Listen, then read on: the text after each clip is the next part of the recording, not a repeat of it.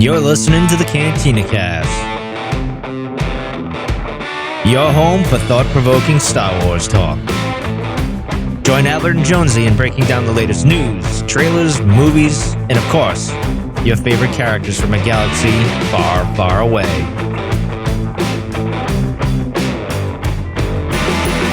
Hello, everyone, and welcome to the Cantina Cast. My name is Albert Padilla, and this is episode 417, Obi-Wan Kenobi Parts 1 and 2. So yes, we're about 2 weeks late on this. We had a lot going on when this thing was released. And on top of that, we were both old and sleepy. So we decided that we would come back and we've already covered part 3, if you've listened to that or watched that one. And so we're coming back, going to cover parts 1 and 2. This was meant to be a more casual, retrospective look on the series, though you probably wouldn't know it by my show notes. So speaking of casual, and hey, Jonesy, welcome to the show. How are you? I'm doing well, man. How are you doing this week? It's weird because we're recording this on a Monday night, and it feels a special Monday edition here. Yeah, and didn't we used to record on Mondays pretty regularly? Maybe not. No, well, for a while we were so erratic. It was either Sunday or Monday, desperately trying to get out on Tuesdays. Yeah. So it was all over the place. Yeah, so it just feels weird to be here Monday night, and we're potentially doing another show tomorrow. We got another one Thursday. We're gonna spend a lot of time together. Yeah, we do. But you know what? It's just par for the course these days. Yep. Well, we don't really have any news today, though. No news. Yeah, because it's Monday. Nothing happens on Mondays. Nothing ever happens on Mondays. Well, very little happens on Mondays. But we do have some Patreon news. We have a hearty and a warm welcome back to Amanda, who was able to rejoin the Patreon at the Green Milk tier. So welcome back, Amanda. We love seeing your smiling face come across the feed. And then, of course, a special thanks to our Plus a Little Extra folks, Mike Borda and Kathy. Appreciate the continued support. Yeah. If you're interested in Patreon and all of the exclusive content that comes with it, and Albert just posted, the only place that we're going to post the video from Celebration is for Patreon folks in the Patreon feed. So while we released the audio to everybody yesterday or the day before, whatever it was, I pumped that out. The video is exclusive for Patreon. So cantinacast.com/Patreon. You can see all the different things. And that's at the After Dark tier and up. You have access to that video. The only trick with that is that you have to use the Patreon app, though. If you have a normal podcatcher that you like to subscribe or use that to subscribe to the feed, the videos don't come across that way. Only the audio files do. It's a Patreon limitation. There's nothing we could do about it. But head over to the app on the desktop app or the actual app, and you should be able to find it and pull the link. Yep. And that camera angle is very interesting because you get to look up our noses the entire time we're recording that. So fantastic. I mean, talk about an exclusive, in-depth look at each of us. No, it's really not that bad. Of our nasal cavity. Of our nasal cavities. It's right. Not that bad. It's really not. I was kind of joking there. But that was an adventure to edit, though. Oh, the audio, yeah. And that's Did you get a chance to listen to the audio feed that I listened to the first maybe 5 minutes. I thought you did a remarkable job, honestly. You got to get past the very beginning, yeah, because it gets worse. No, it gets a lot better actually. Oh. Yeah, I couldn't get Mark. Mark was a little further away from the mic at the very start, so he was very echoey. But later on, everybody kind of got more comfortable. I was able to do a lot more with it, so pretty pleased with where we're able to get with it. Yeah, and that's again more limitations on the stuff that was advertised that we didn't really see there. So, but in true Cantina Cast fashion, we made good enough even better. Yes, that's what the show's all about. Good enough. Yeah, I don't know that we've ever said that before, but not publicly.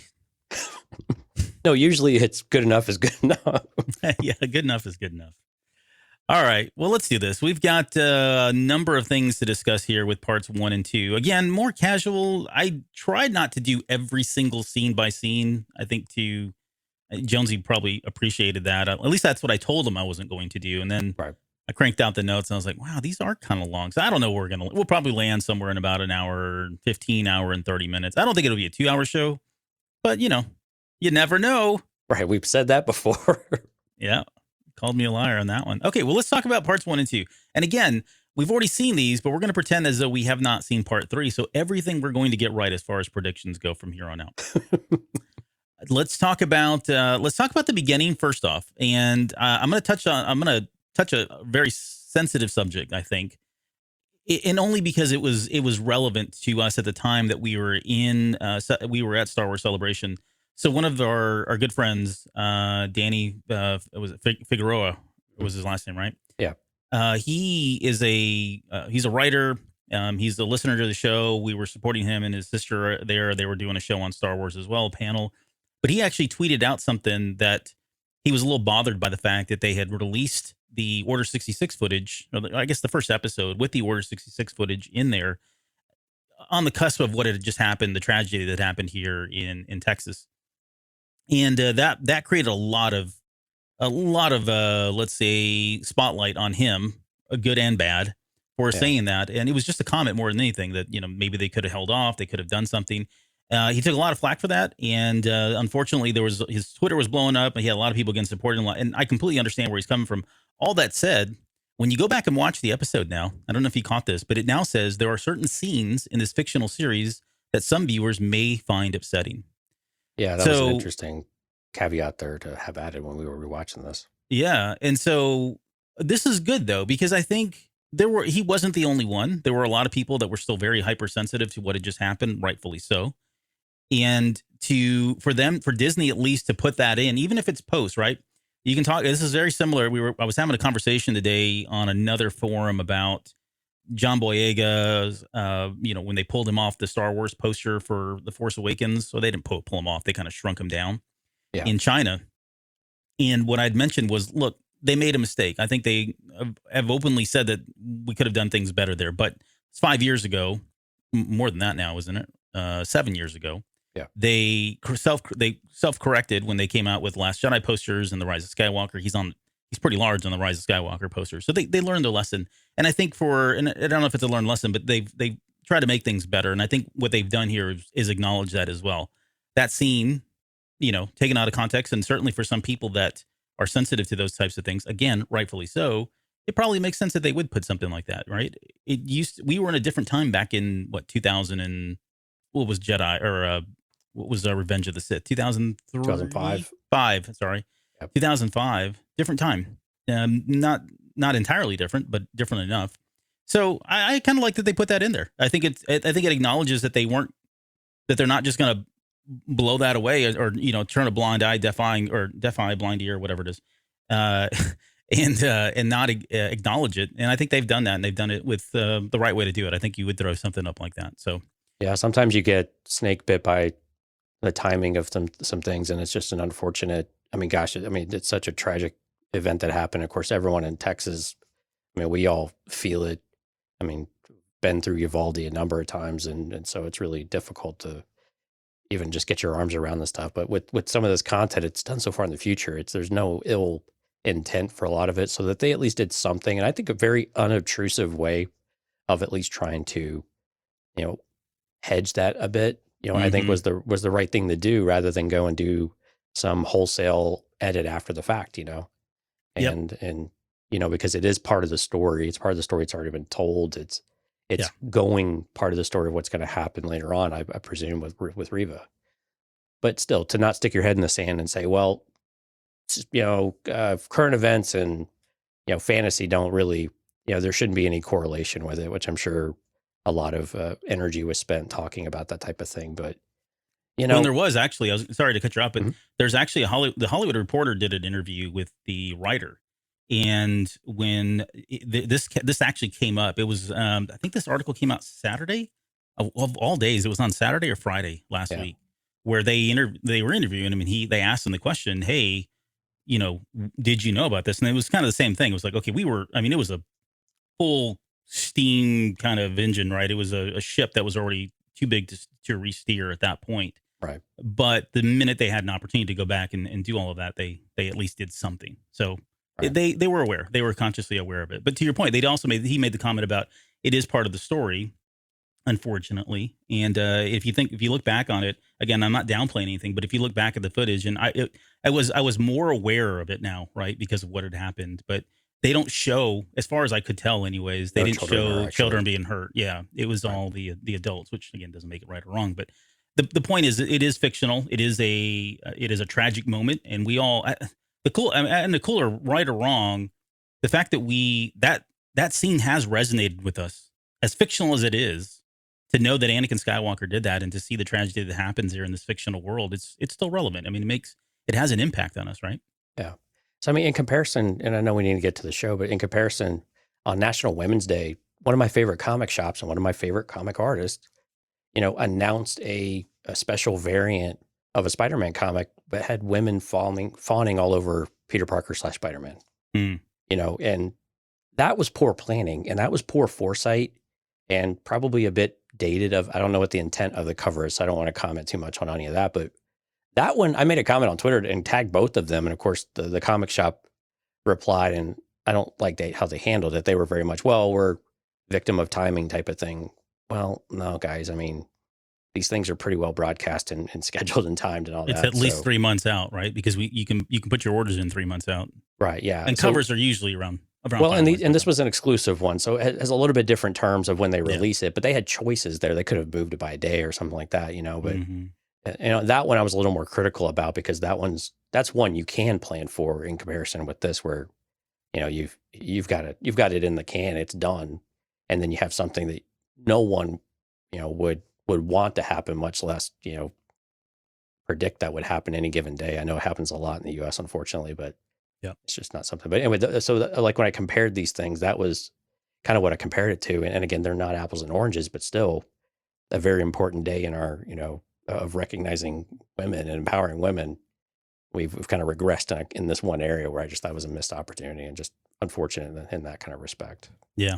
In comic books, man, if you go back and look at some of the well, and they still do it a lot. The writing and some of the covers and the artwork inside, and you're like, wow, I don't know if I should be reading this. Okay, enough of the. I don't know if my kids should be reading it. Exactly. Right. Yeah. All right. Well, let's move on from this. Let's talk about. I want your opinion on the recap, though, because this, for whatever reason, it generated a lot of people talking about. It's really, does it belong? Does it not belong? Really, what did you think about it? Some people, huh? Yeah. What did you think? I liked it. I actually thought it was really well done, and I think it was important. I think it was important for a couple of things. One, they really got to highlight the moments that they want you to know, which sets up. So Qui-Gon is a great example. Why did they spend so much time on Qui-Gon, especially maybe not him getting killed and telling to train the boy, but the Yoda mission for Obi-Wan as they're ending Revenge of the Sith, right? Right. I mean, so those types of things, again, helps you remember of why Obi-Wan is going to behave certain ways, but also it helps set up all that emotional weight that's starting to pay off as you get into part 3, right? And as you get in the end of part 2, when you have all of that weight that comes in about Obi-Wan learning that, Anakin or Vader's, still kicking, though that recap helps you re-cement that. And I think also it really helps you understand that opening sequence when they are in the temple and the clones are storming the castle. I think it really helps set all of that up. But I like that they were able to identify the moments that they really wanted to highlight, and all of the things that I think as viewers, it was important for us to have that reset and understand what are the moments that they find most useful for us to remember and recall. And we also have to remember some of the people watching the show probably weren't of age to watch Revenge of the Sith. I mean, it's been 17 years. Right.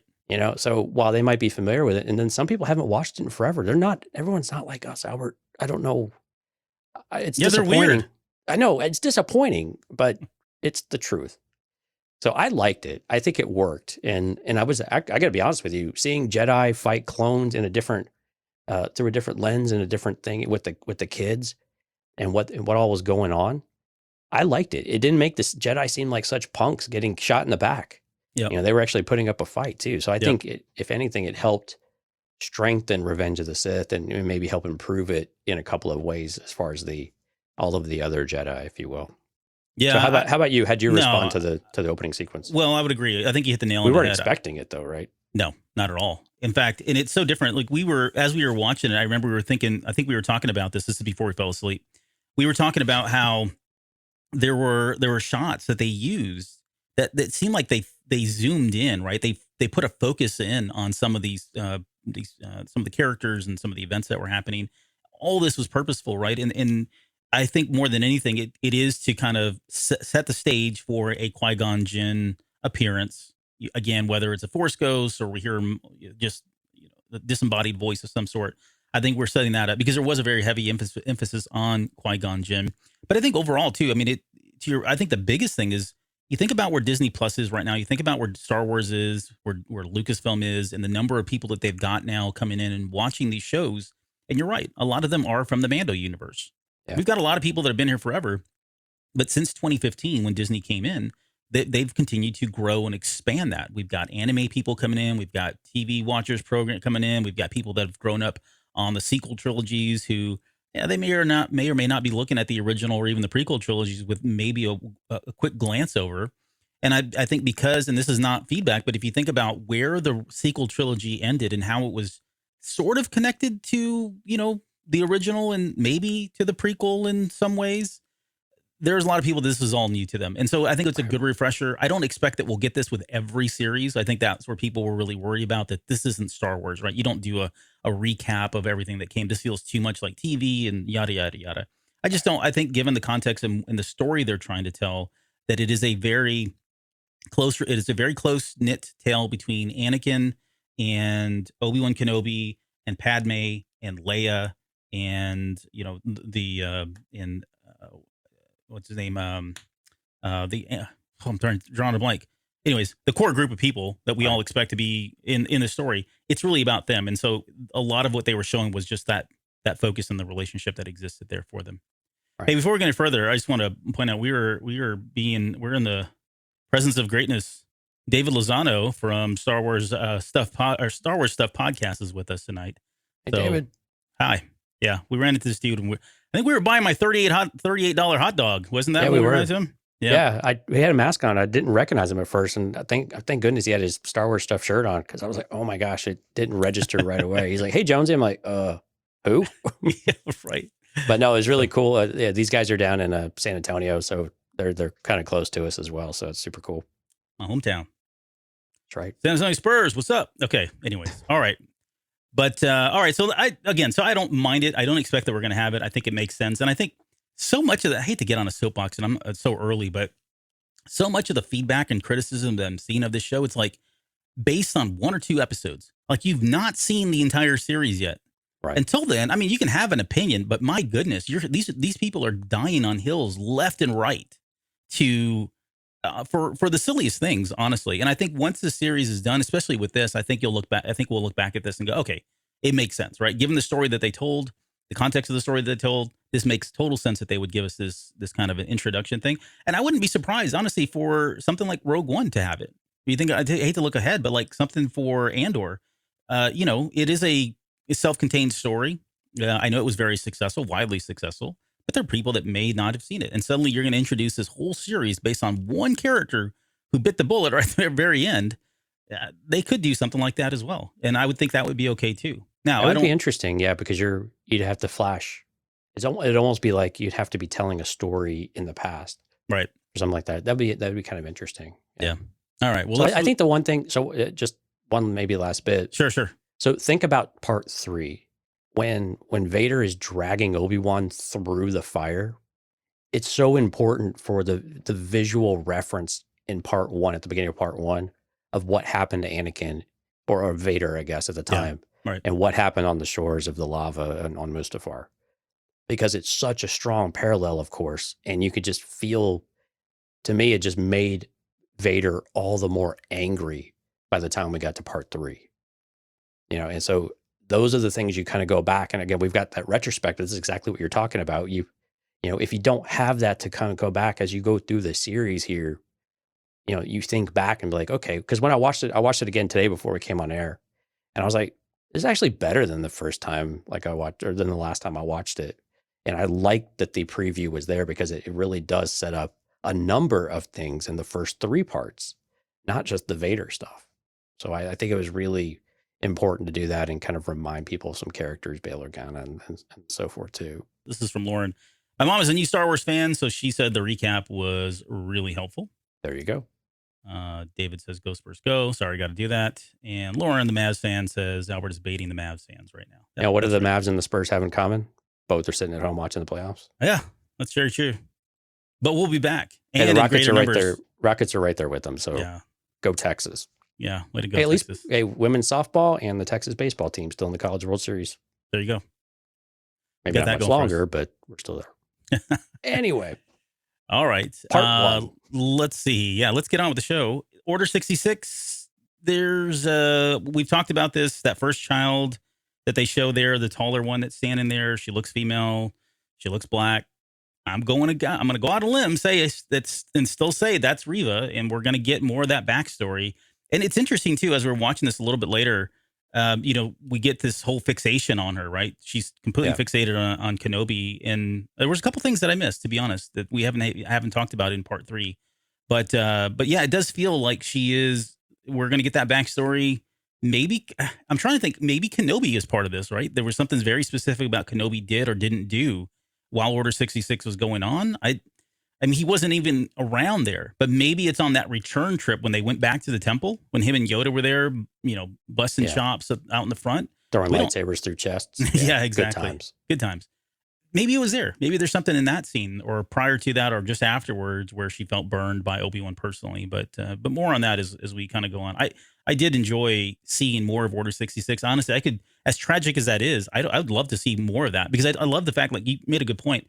It felt like the Jedi were just kind of rolled over, and it has to feel that way to some extent, right? You can't and I think that was part of the point. They were completely kind of unawares, right? Exactly. So exactly. The way that Lucas did it still makes sense to me, but there should have been some more resistance, like what we saw with Yoda and Obi-Wan. We just didn't get it on screen. Yep. Let's jump over to the next scene that I want to talk about, which is the saloon scene where we get the Inquisitors show up. This is our first introduction to Rupert Friend. What did you think about his performance? I don't know that we've actually had a chance to dig into it, but compared to the Grand Inquisitor on Rebels, it seems different. It's quite different, yeah. Yeah, but I don't know that it bothered me. And this is coming from someone who's seen those episodes a billion times. Right. I don't know that I'm bothered by it. Billions. Yeah, I'm not either. And I think it gives a different edge to it. He's it's a bit monologue-ish, I guess. Which I don't mind in this case. I think it was actually really interesting to hear him go through all of that. I mean, he's just baiting the Jedi out of sorts, but also at the same time, he's trying to get his point across in a really different way. And I think this is why, Reva just stands out so much in comparison with Fifth Brother and the Grand Inquisitor, and maybe even Second Sister, or not second, but what was she? Fourth Sister? Yeah, there we go. So I think that's it. It just helps her stand apart even more. But it is a different Grand Inquisitor characterization than what we had in Rebels, and even what we had in the comic books. But I'm kind of okay with that. I think Rupert Friend does a good job. And aside from the appearance, it's not bothering me any which way. It doesn't bother me at all, actually. And again, from the trailer to what we got here in the first part is very similar, and most of all of that, I think it just works. I mean, the script works for the character, and the way that he's delivering it is very odd. I can't find the word exactly what it is or what that delivery is doing, but it's having an effect on me. I just can't quite find the right word for it. Okay. Well, keep us posted. There's a moment in there where I think where Reva's talking about, they talk about her fixation on Kenobi. I mean, I think comes out a little bit later. But the one part that really stuck out was the line of "You are reckless," and I couldn't help but think of what is it, Empire Yoda. Strikes Back with Yoda, telling Luke that he was reckless as well. Later, she says that when she captures Kenobi, she's going to get what she's owed, as though there is something owed there. And it doesn't sound like she's out to kill him in cold blood. It sounds like she doesn't want to take him to Vader and let Vader do whatever he's going to do with him, torture him and eventually kill him. Maybe not. Maybe just torture him the rest of his life. Who knows? But yeah, all of that just are all kind of signs pointing to that. We'll probably get more of that here in the next 3 episodes as well. What's interesting is even from the very beginning, Reva's behavior, and what we see this in part 2 as well, she actually mimics Vader much more closely than she does Grand Inquisitor or the Fifth Brother. Yeah. Because she's ruthless. We get this really early on with, she feels this is a waste of time. She just wants to jump. She's very much like Anakin Yeah, or Vader in this Anakin. way, right? Yep. Where it's very brash.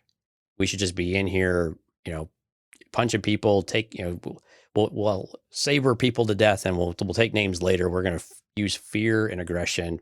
She's very much basically in the Empire. So again, it continues to put more emphasis on where the hell is all this coming from with her. And I think that just continues to really snowball here, the more scenes that we have with Reva. Yep.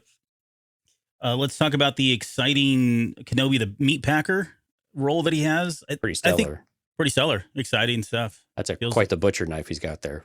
Feels like my job from day to day, just cutting meat all day.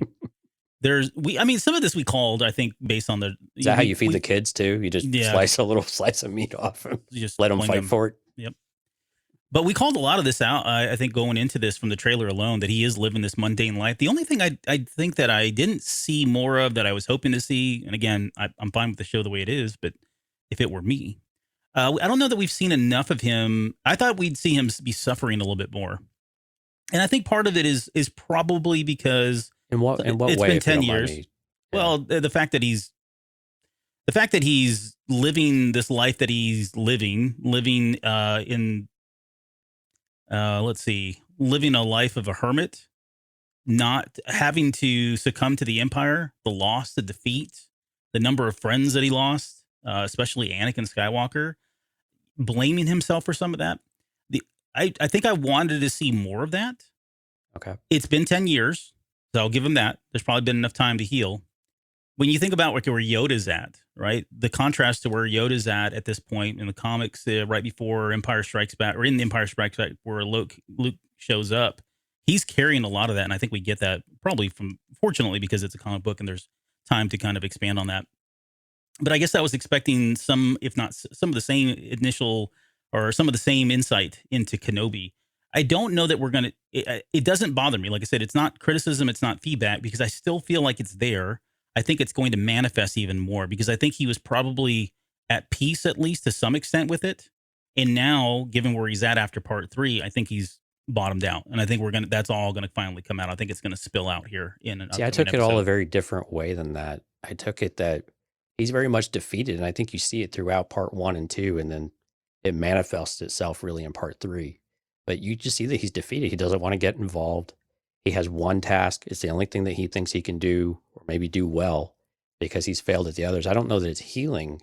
I think it's just he's been completely defeated, and now there's nothing left but just to do this one task and then probably die afterwards, right? I mean, when we see him interact with Bail, and we see him really interact even with Leia in some regard, and with Owen, I mean, he just doesn't have that fight, doesn't have that spark anymore. Mm-hmm. And he's pleading, for Master Qui-Gon more than one occasion. And so I really do feel like he feels more alone and defeated and desperate for any kind of connection back to, that's going to give him hope or give him that spark. I mean, because that's the part that's missing from Kenobi, right? It's that kind of twinkle in his eye that he's always had, right? That little, small bit of humor that was always lurking behind, just underneath the surface, or that little smile or smirk. And, it's just not there anymore. It's just been completely taken from him. And I think that's the main, if you go back and watch like Revenge of the Sith, the opening sequence and all of that, another happy landing type of thing. You don't get any of that.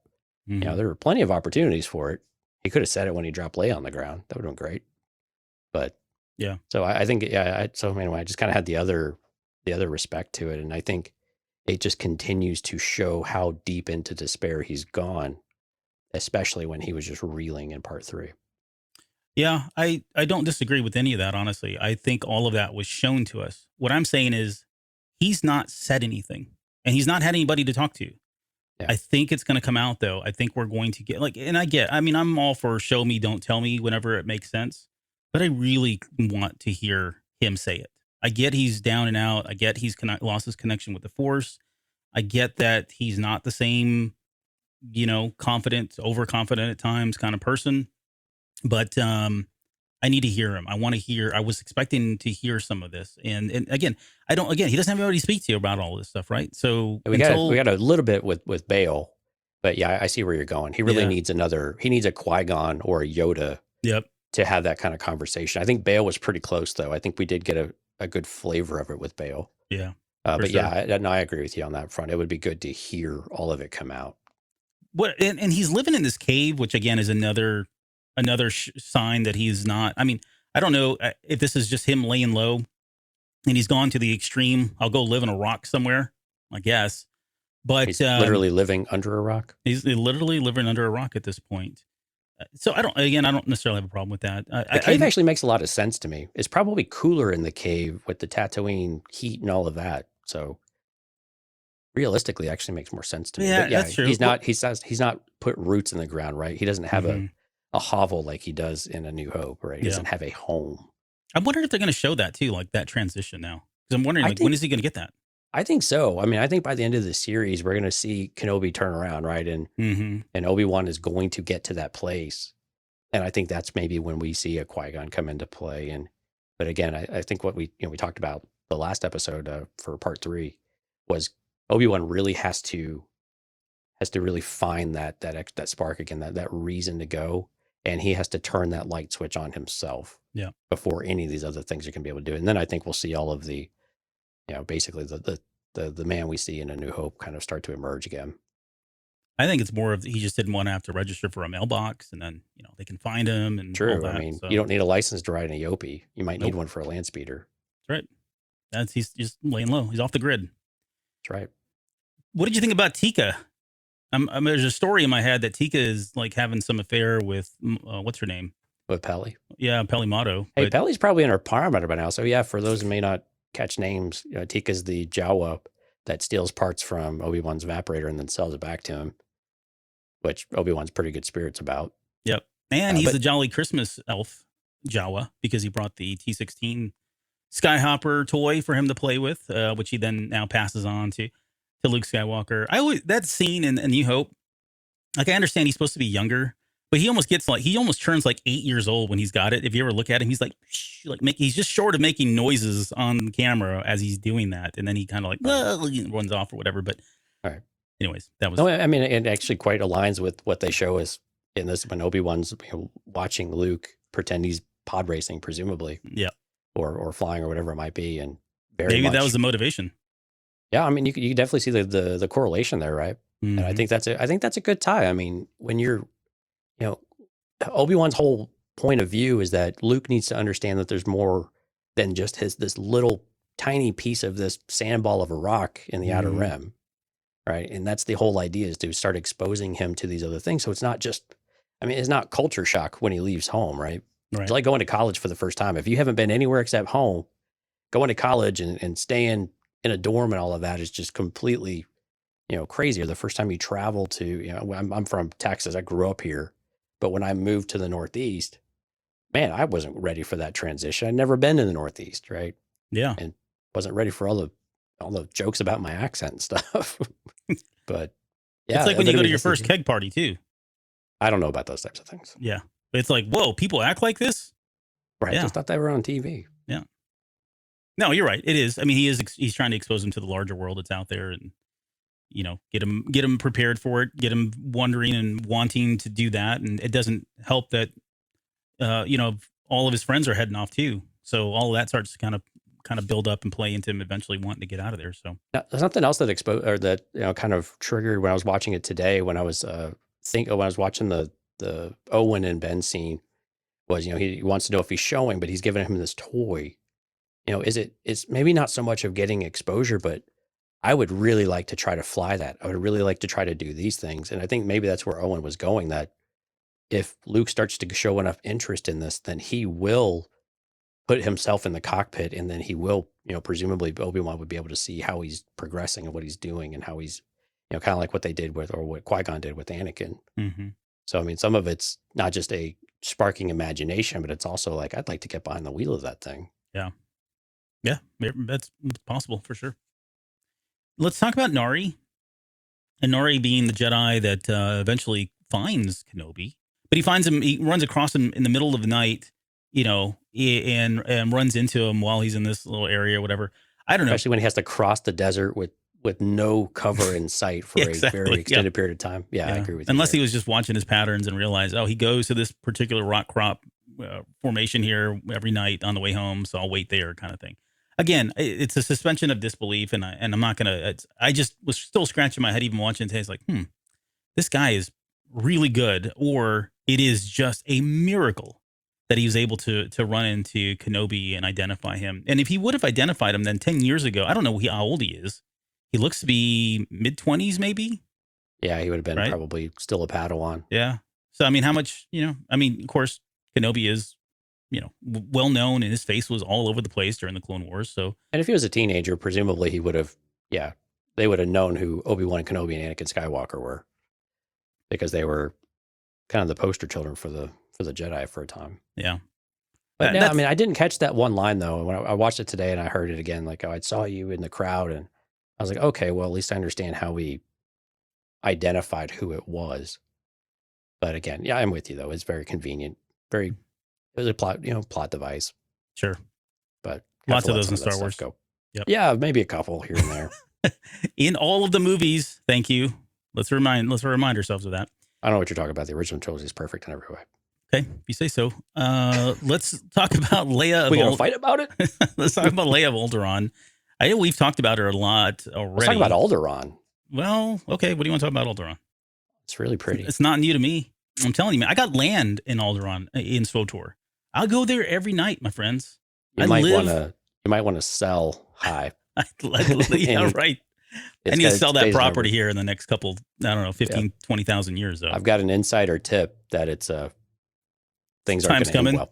Eminent domain is going to be exercised by the Empire. That's right. Yeah, they're going to put a railroad through it.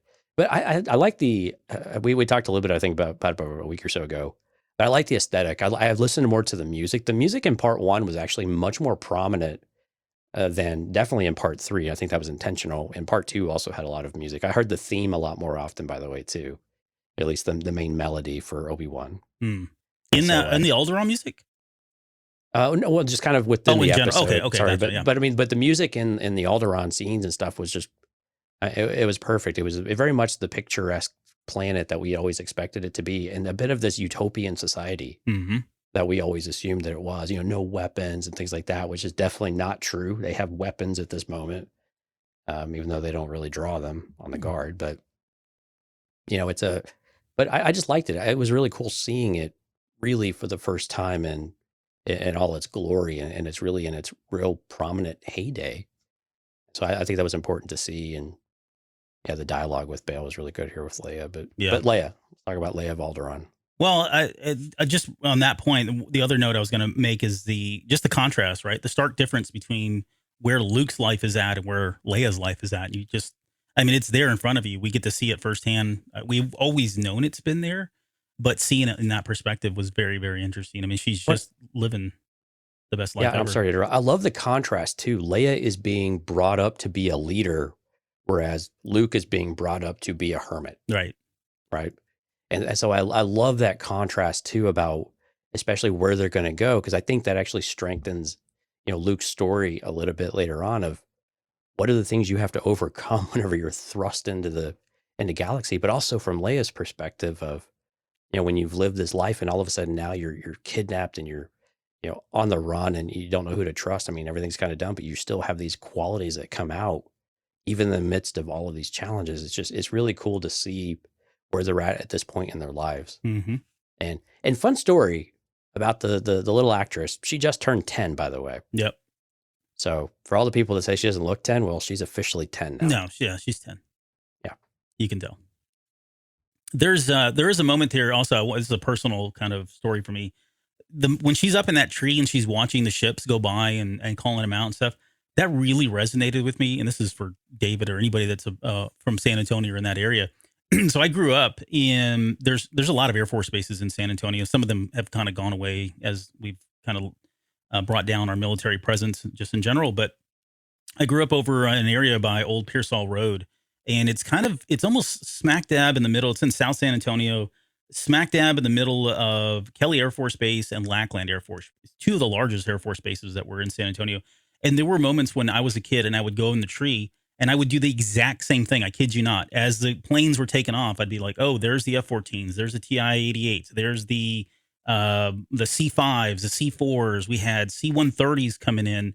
And it was just cool to watch these things all day long because there wasn't a whole lot to do, right? But we'll go in there and keep track of all the different types of planes that we'd see. And I remember going, like when my dad would come in, I'd run in and tell him that I still remember when they started flying the B-1B bombers out of there, the stealth bombers. Oh, wow. They started flying those out. And that was super exciting. And of course, we went to all the air shows and all that. Anyways, it's just a personal story. It resonated with me because it was exactly the same thing I did. And as a kid, you do learn all of that stuff. You become, at least I was. And I was running around with a bunch of military brats because they were all kind of in the area and the public schools. So they were all into it too. So it was just a thing that you would sit there and do airplane watching and talk about, oh, I saw this plane, or you would never believe what landed, or I saw one take off, or this one flew over our house and nearly shattered the windows because it was so dang loud. So yeah, very cool stuff. I'm glad you mentioned it because I grew up north of where Albert lives now, which is near Fort Hood Army Base. And so we had something similar, but with helicopters, because we would see all of the Apaches and the Hueys and all of the stuff going in and out of the base. So we'd have very much the same types of things. You'd have them fly them in formation, and not near as exciting as, the air shows and stuff like that. We'd go see the F-18 Hornets and all that, but it was still very similar. I'm glad you brought that up because I hadn't really thought about that. Oh, and I saw Top Gun over the weekend. Phenomenal movie. We got to talk about that at some point. Oh, he worked at Brooks. Nice. Yeah, that's just one of many. There's still Randolph and a couple other ones out there. Yeah, we need to talk about Top Gun Maverick in the context of The Force Awakens. That's a show. Okay. We'll write that down. And if you've seen Top Gun Maverick, you know exactly what I'm talking about. Okay. I should probably go see it this weekend. That's you should go see it. Yeah, you're going to have to at some point. So there was the mention of the Aquilon Rangers. I only wanted to bring it up because this is something that was from the original drafts of Star Wars, the scripts. If you've ever seen that concept art of Ralph McQuarrie, where he's got what would eventually, I think, become Luke Skywalker. There were bits and pieces that were moved into Han and Luke separately, but at one point there's that one image where there's that guy holding the lightsaber and he's got the mask on, and then Vader's standing there in front of him and he's kind of crouched down. You can kind of see him from the back and to the side.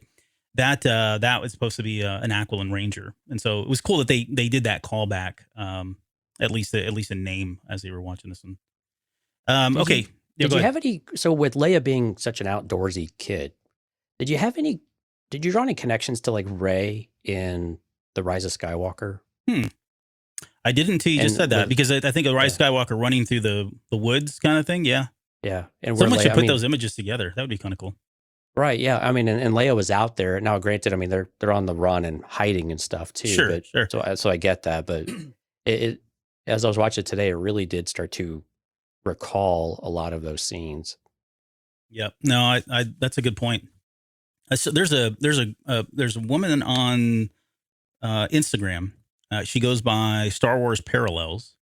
Go sub to her account. Go follow her. She is absolutely freaking amazing. She's out of Australia, and she takes footage or mostly images. She doesn't really do video, but mostly images, and she draws parallels between the shows that we're watching now and stuff that was said or done in prequels and sequels, all the movies, other TV shows.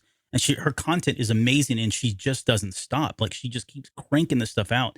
And she's done some really cool parallels between the Kenobi series so far and a number of the movies and scenes and all that. So awesome. I imagine at some point she'll probably get around to that one, because there are some similarities there between the two. Let's go check that out. Yeah. Yep.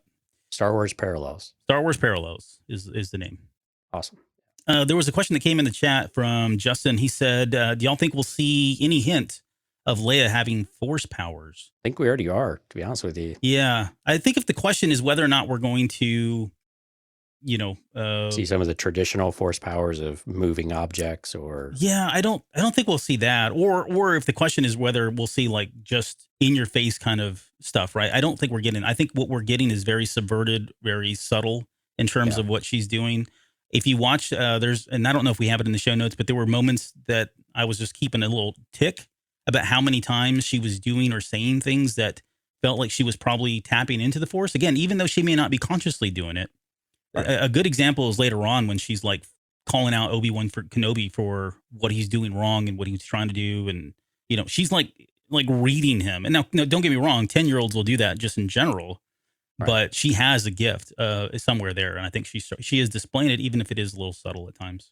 Yeah, it's definitely this empathic type of ability. Yep. And we definitely see it. Of course, she puts it on display with her cousin. She's pretty specific. Oh yeah, no, that's a good point too. I think that's an extension. That's exactly what she does to Kenobi a little bit later. That was our first preview of what she's able to do, and then she takes it to the next level with Kenobi of all people. So yeah, and of course we've seen it a couple of times when Obi-Wan's thinking about her mother. Yeah. Yep. Let's see. All right, well, let's move on to Ben and Owen. There's been a lot that's been said about this scene even before we saw it, and the memes continue to this day. I saw a new one just yesterday that I had not seen before, but they'll never get old.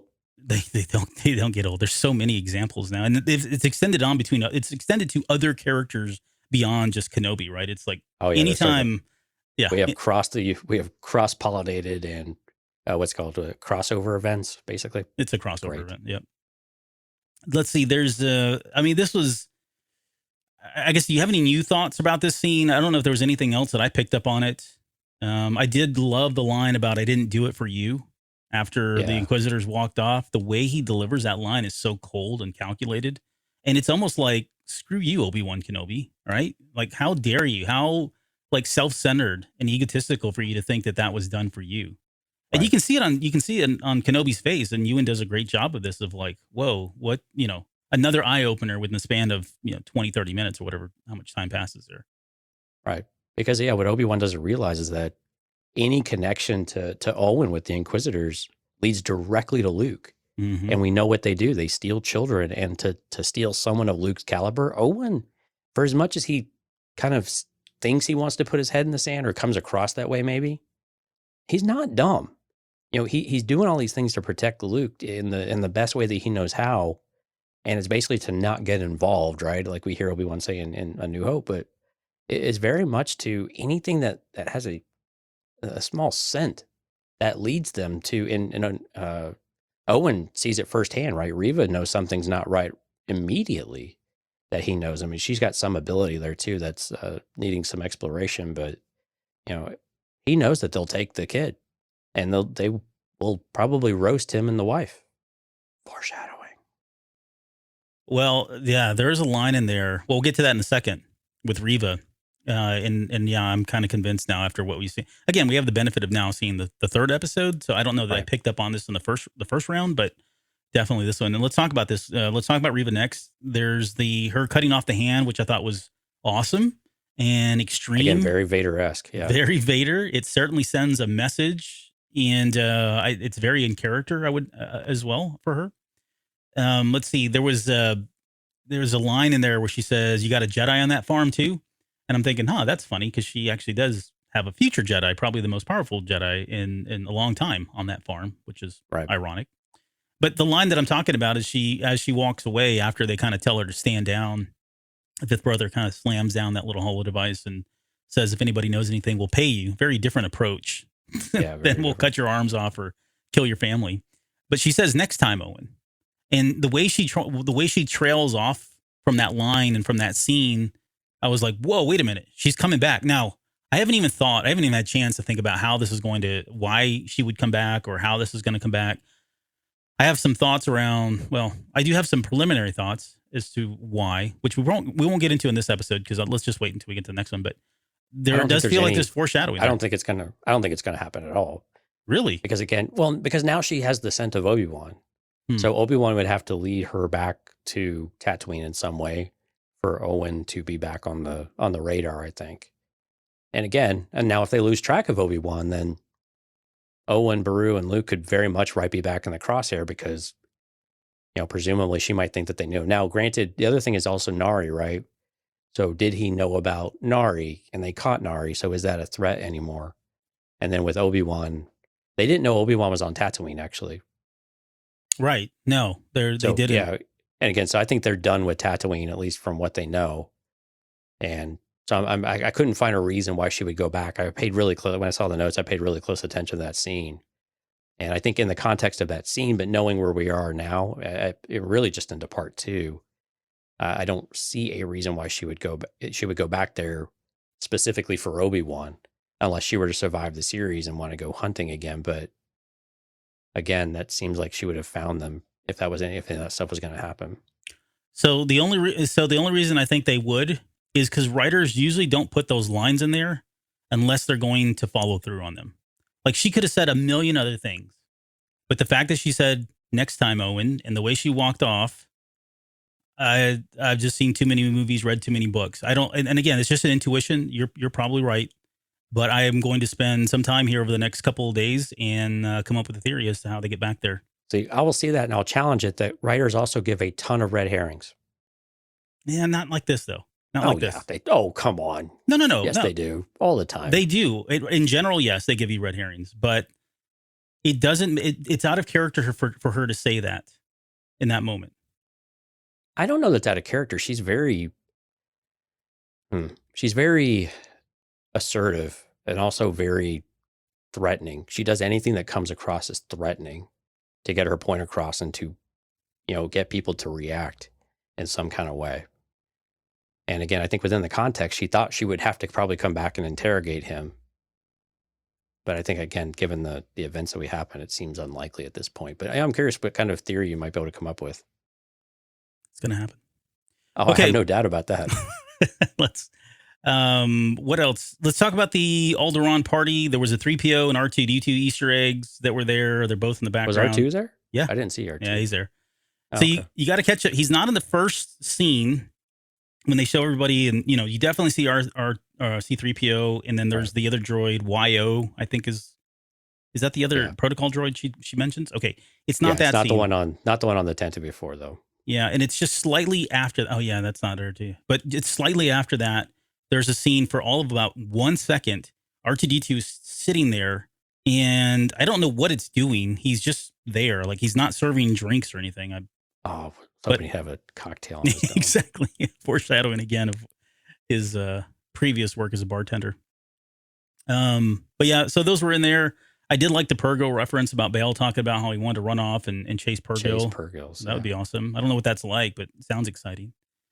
And then, of course, the other line that stood out for me was I know who she's like. That who did you take that as? I think everything's steering back to Padme at this point. Okay, I do too. There's a case for Anakin, of course, but yep, I think they're leaning heavy into the Padme references. I saw people say Bail Organa too, which I guess. Oh, what Brea said. Mm-hmm. Yeah, that one might be more Bail because Bail seems like he's got a rebellious streak in him. Yeah, yeah, of her. I think she's talking about him. Yeah. Okay.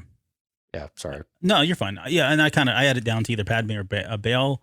I'd still like to think it's more Padme because Kenobi makes that reference a little bit later about seeing somebody like her before. Well, and again, Brea could be thinking about Bail, and Bail could be thinking about Padme. Yeah, so that's true. Right. I mean, it could be all of the above. Yeah, let's go with all of the above. Circular reference there. That's right.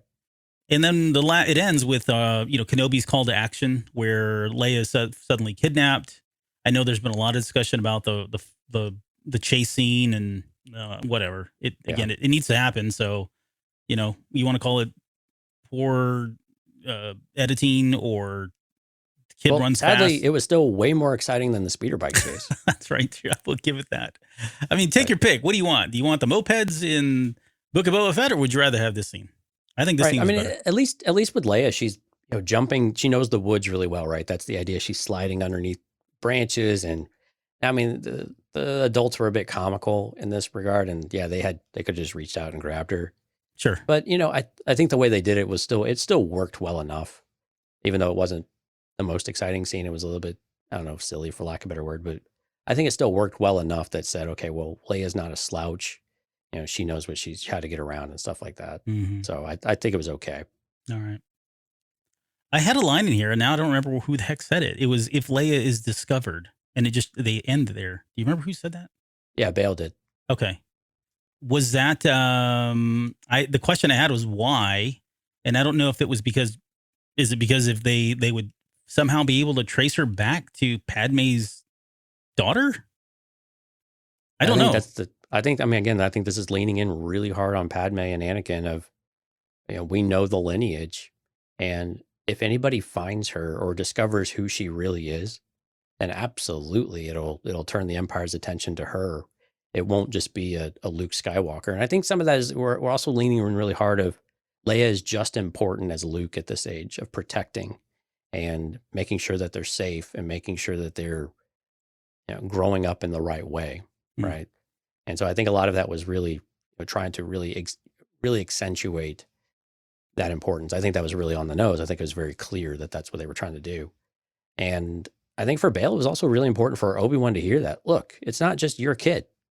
Your kid's important, but so is this one. Yeah. And you know what? We're probably doing a better job, type of thing. Wait till you meet her. She's a firecracker. She's a, right. Exactly. But they also see that she is very much like her mother. She's very, and like Anakin too, very strong-willed, but super intelligent and intuitive. Can be very influential when she wants to be, right? Mm-hmm. And so, and she's definitely gifted in many ways, not just, and I love Bale's mention to her that, people lead in different ways, which I always think is a fantastic type of line, but also, she just has to find it. And the reason she doesn't want to be the Senate, and that's all the more reason that she should be. Right. But yeah, so I think that was kind of where Bale was going, that, she could be just as strong as Luke. Just because he's the boy doesn't mean that, he's automatically going to be the savior for everything. Yeah. Some people might call that a bit of a retcon of sorts. It's really not. I didn't see it as a retcon. No. I think it's just accentuating that Leia's important too. I think we haven't really given Leia's childhood enough, attention. While Luke's hasn't been on screen, I think it's been explored a bit more. Yeah. Again, I don't think it's a retcon in any way. I think for me, it's more about, does it deconstruct the secrecy of them, right? I grew up thinking this was infallible. Like, this was the perfect hideaway. You kind of had to believe that for the story to kind of exist as it did in the original trilogy. And so when I start hearing things like that, it's like, well, it just seems so far-fetched that someone would be able to trace that back because they did such a good job, but it doesn't bother. But I think they know that. I think they know that Leia's adopted. It wouldn't surprise me if the Senate, when you're a public figure, there's not much private, right? And so for them to know that she's adopted, it would surprise me if they haven't already dealt with that politically. But at the same time, if there was any kind of inkling that she was attached to Amidala or Skywalker, Skywalker's probably a further reach, but if they were go back and like do the timeline and all of that, I don't think you have to work super hard at it if you're able to make a few connections where that would put Leia at really great risk. Of course, it's also like, well, why'd you put her be a public figure then? But yeah, well, exactly. You went wrong when you did that. But yeah, you're starting to sound like a separatist. Right, you are a separatist. So yeah. Nari's death, is that? Can you put that on Obi-Wan, because he makes that comment, "Go back to town," and then the next thing you know, he's hung up in town. Yeah, I was kept looking for what killed him, and I didn't see a lightsaber burn or anything like that. Did you find any wound? No, he died of hunger. I don't know. I have no idea, because he's got the ropes on. Yeah, he's got the ropes underneath his arm, so it wasn't like he was hung. I think he was just put up there to be displayed. But right. Again, because of that line, he says the war is over. Go back to town. And I think Nari's like, "Oh, Kenobi says I need to go back to town. Let me go back to town." And that was maybe enough for the Inquisitors to find him. We don't know what the story is there, but it was interesting. The Inquisitors left, so someone must have ratted him out. Yeah. Yeah, so that was a bit of that one happened pretty quick. But I think, it just spoke more to where Obi-Wan's at. You're hearing the words come out of his mouth, and Nari, again, we talked about this, looks up to him. And to hear this, he's like, who are you? Yeah. Where did this other guy go that, was the shining light of the Jedi? Yep. So it was a great way of putting kind of Obi-Wan's where he's at right now in perspective, especially through the eyes of a younger character, of what that means, and just feeling completely abandoned by your the people you look up to. Yeah. Very different from where Reva's at, probably, as well. Oh yeah, she definitely went the other route. Wouldn't it be interesting if that boy was one of the boys too? Nah, I don't think they would have. No, I think they would have. Yeah, I think they would have already seen that and known that, because they would have recognized each other, right? Maybe. But yeah. I think it was a missed opportunity, though. Well, again, I think he's older than the kids that we saw on the screen there, but yeah. Yeah, probably. Of course, Bail Organa ends up showing up. He's the only other robe character, by the way. I was telling you, like, whenever I made that comment that he's got the worst disguise because he's wearing a robe, I went and looked. There aren't very many people wearing robes. Right, and robe, hoods. yes, but he's wearing like khaki pants and a blue shirt, a non-Jedi belt. No, he's not wearing a blue shirt. When he takes off the or a blue Dayu, shawl, he's got like a red shirt or something, right? No, he looks like a Jedi when he heads the Dayu. That's what I'm saying. Like, and, No, like he's still got the other. It's just the shawl that he's wearing. he looks like a Jedi. I'm sorry, he looks like a Jedi. Like, if all the color, like I would have changed my color palette or kept the blue shirt and not put the white one on that he's got when he's walking off and that lady stops him before he jumps onto the transport. But see, but he doesn't look like this. He looks close. Oh, come on. He doesn't have the boots. He doesn't have the tabard. For those that are listening, I apologize. I'm showing my sideshow mythic version of Obi-Wan Kenobi. Oh, I just had to rub it in there. We don't have the funds like you do there, Jonesy. Okay, we can't afford that stuff. Pull the first order one down here. I don't know. I think it's a terrible disguise. Well, and the fact that he keeps putting his hood on, I'm like, okay, I get your face is recognizable. Maybe the Jedi thing. I don't. It's a small nitpick for me. But okay, he looks like it. But I think if you take the robe away, I think he looks like an everyday worker, though. An everyman. Yeah. Can we agree on that part at least? Nope. Oh, okay, fine. I'm not conceding this one. Whose Jedi belt was that Tika found? Was that Nari's? I think that was Nari's. Yeah, I think so too. Yeah, because I think that's when Obi-Wan was like, "Whoa, there's a." You can see it on his face. He's thinking like, "There's a Jedi here," and it felt like he was. I'm glad you brought that up because I remember, at least in the second or third viewing, it almost looked like he was going to take it, like he felt inclined to like take that, and then he was like, "No, I can't," and gives it back and reluctantly gives it away, like, "I can't. This can't lead to me in some way," you know. Right, but they had talked about, there was a Jedi ship that they had, finally been able to get to and raid, basically. Yeah, right. And that's what, yeah, you're right. That's the other side of the coin. Were they talking about Kenobi's ship and whatever he came in on? But again, I think it's been 10 years and I don't think Kenobi rode a Jedi ship at all. Yeah.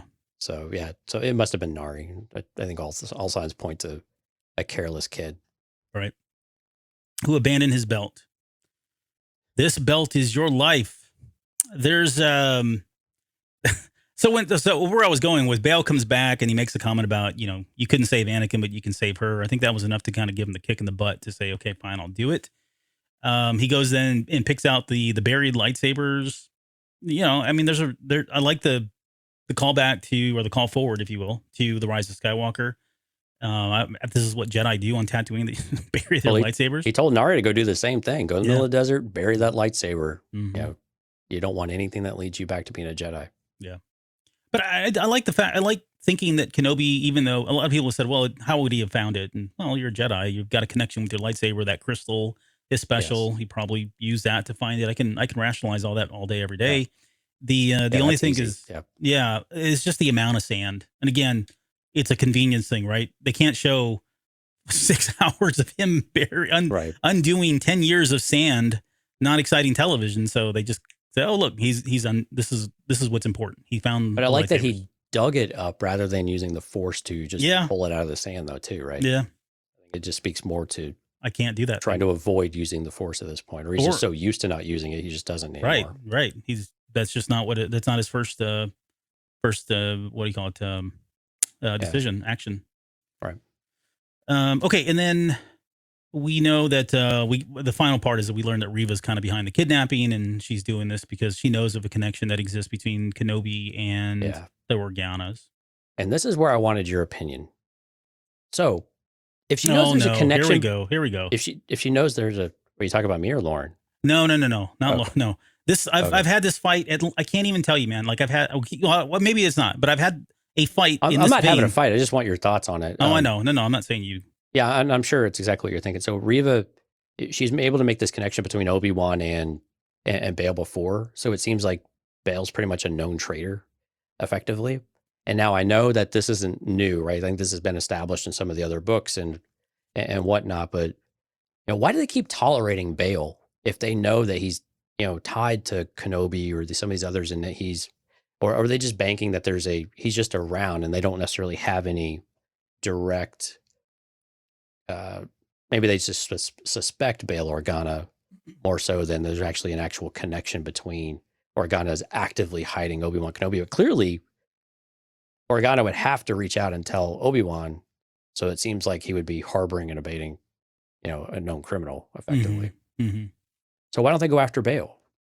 So Or is that a political thing? I think it is. I think it is. So, and this is exactly the thing. I can't tell you how many debates I've had on this one. Well, hopefully I'm coming across as more reasonable with my approach. Well, no, you are absolutely. And this is not feedback to you. It's just, I can't. Don't worry, kids. We'll fight after the show. No, we'd never do that. Okay. So no, we really don't. But here's where I stand. And then I'll tell you what the writer said in the Hollywood Reporter. So again, that same article, you guys need to read that. There's some really good insight in there too. If you had not seen the third episode, there were some spoilers. So I think some people stayed away from it or just didn't see it because it was released on the weekend. But, and it was it Joby? Was his last name? The writer? I forget. Okay. Yeah. It's not important. Okay. So my thought about this was going in, and I think they are similar to what the official word or stance is.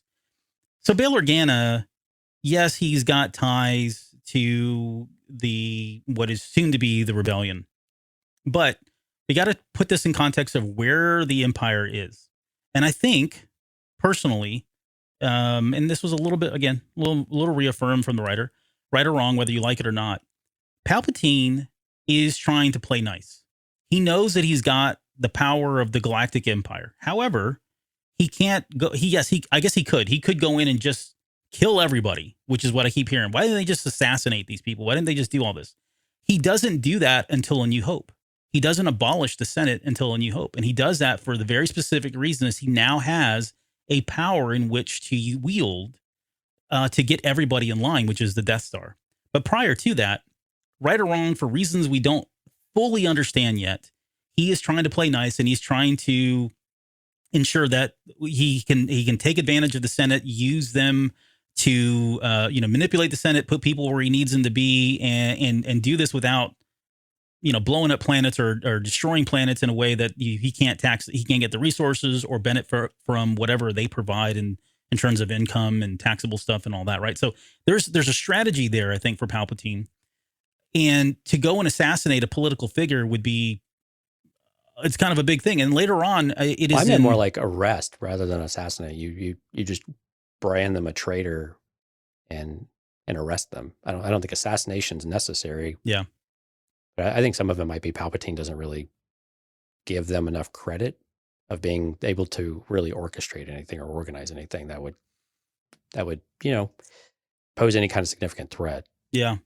Anyway, I didn't mean to interrupt your thought there. We'll see. Maybe there is something that comes out in the next couple episodes where there's an attempt or they make mention of that. I just don't know that he's in a position right now to go around and do all that. Again, does it feel like it's out of character? Maybe just a little bit. Yeah, I think so. I think that's fair to say that he wouldn't that the Palpatine we know wouldn't do this, but he's got all the power now and maybe he is just trying to play nice. So what the writer said was similar to that in that this is a different time for the Empire. They do have the control of, I guess, the galaxy, if you will, but they're not as even 10 years from now, they're not as big as they want to be. They can't orchestrate and manipulate every single planet. It's a huge galaxy. And so the Organas and Alderaan have a lot to provide. And it's what he also went on to say was that over time, they get so fed up with the fact that they can't really truly pin anything on him that Tarkin's last FU is to go up and use that planet as a the first real successful test of the Death Star because there's so much crap that's come out of Alderaan and they know there's something going on. 20 years of pent up anger and frustration with them. Yeah. Yep. And I like that. That's kind of where I was going to. It was the same way. But yeah, there is more on that one. And I get it. Like I said, I get the argument. I think it does make sense. But again, nothing, not a hill I would die on, but this, you wouldn't believe how often this is debated now. It still continues to be debated.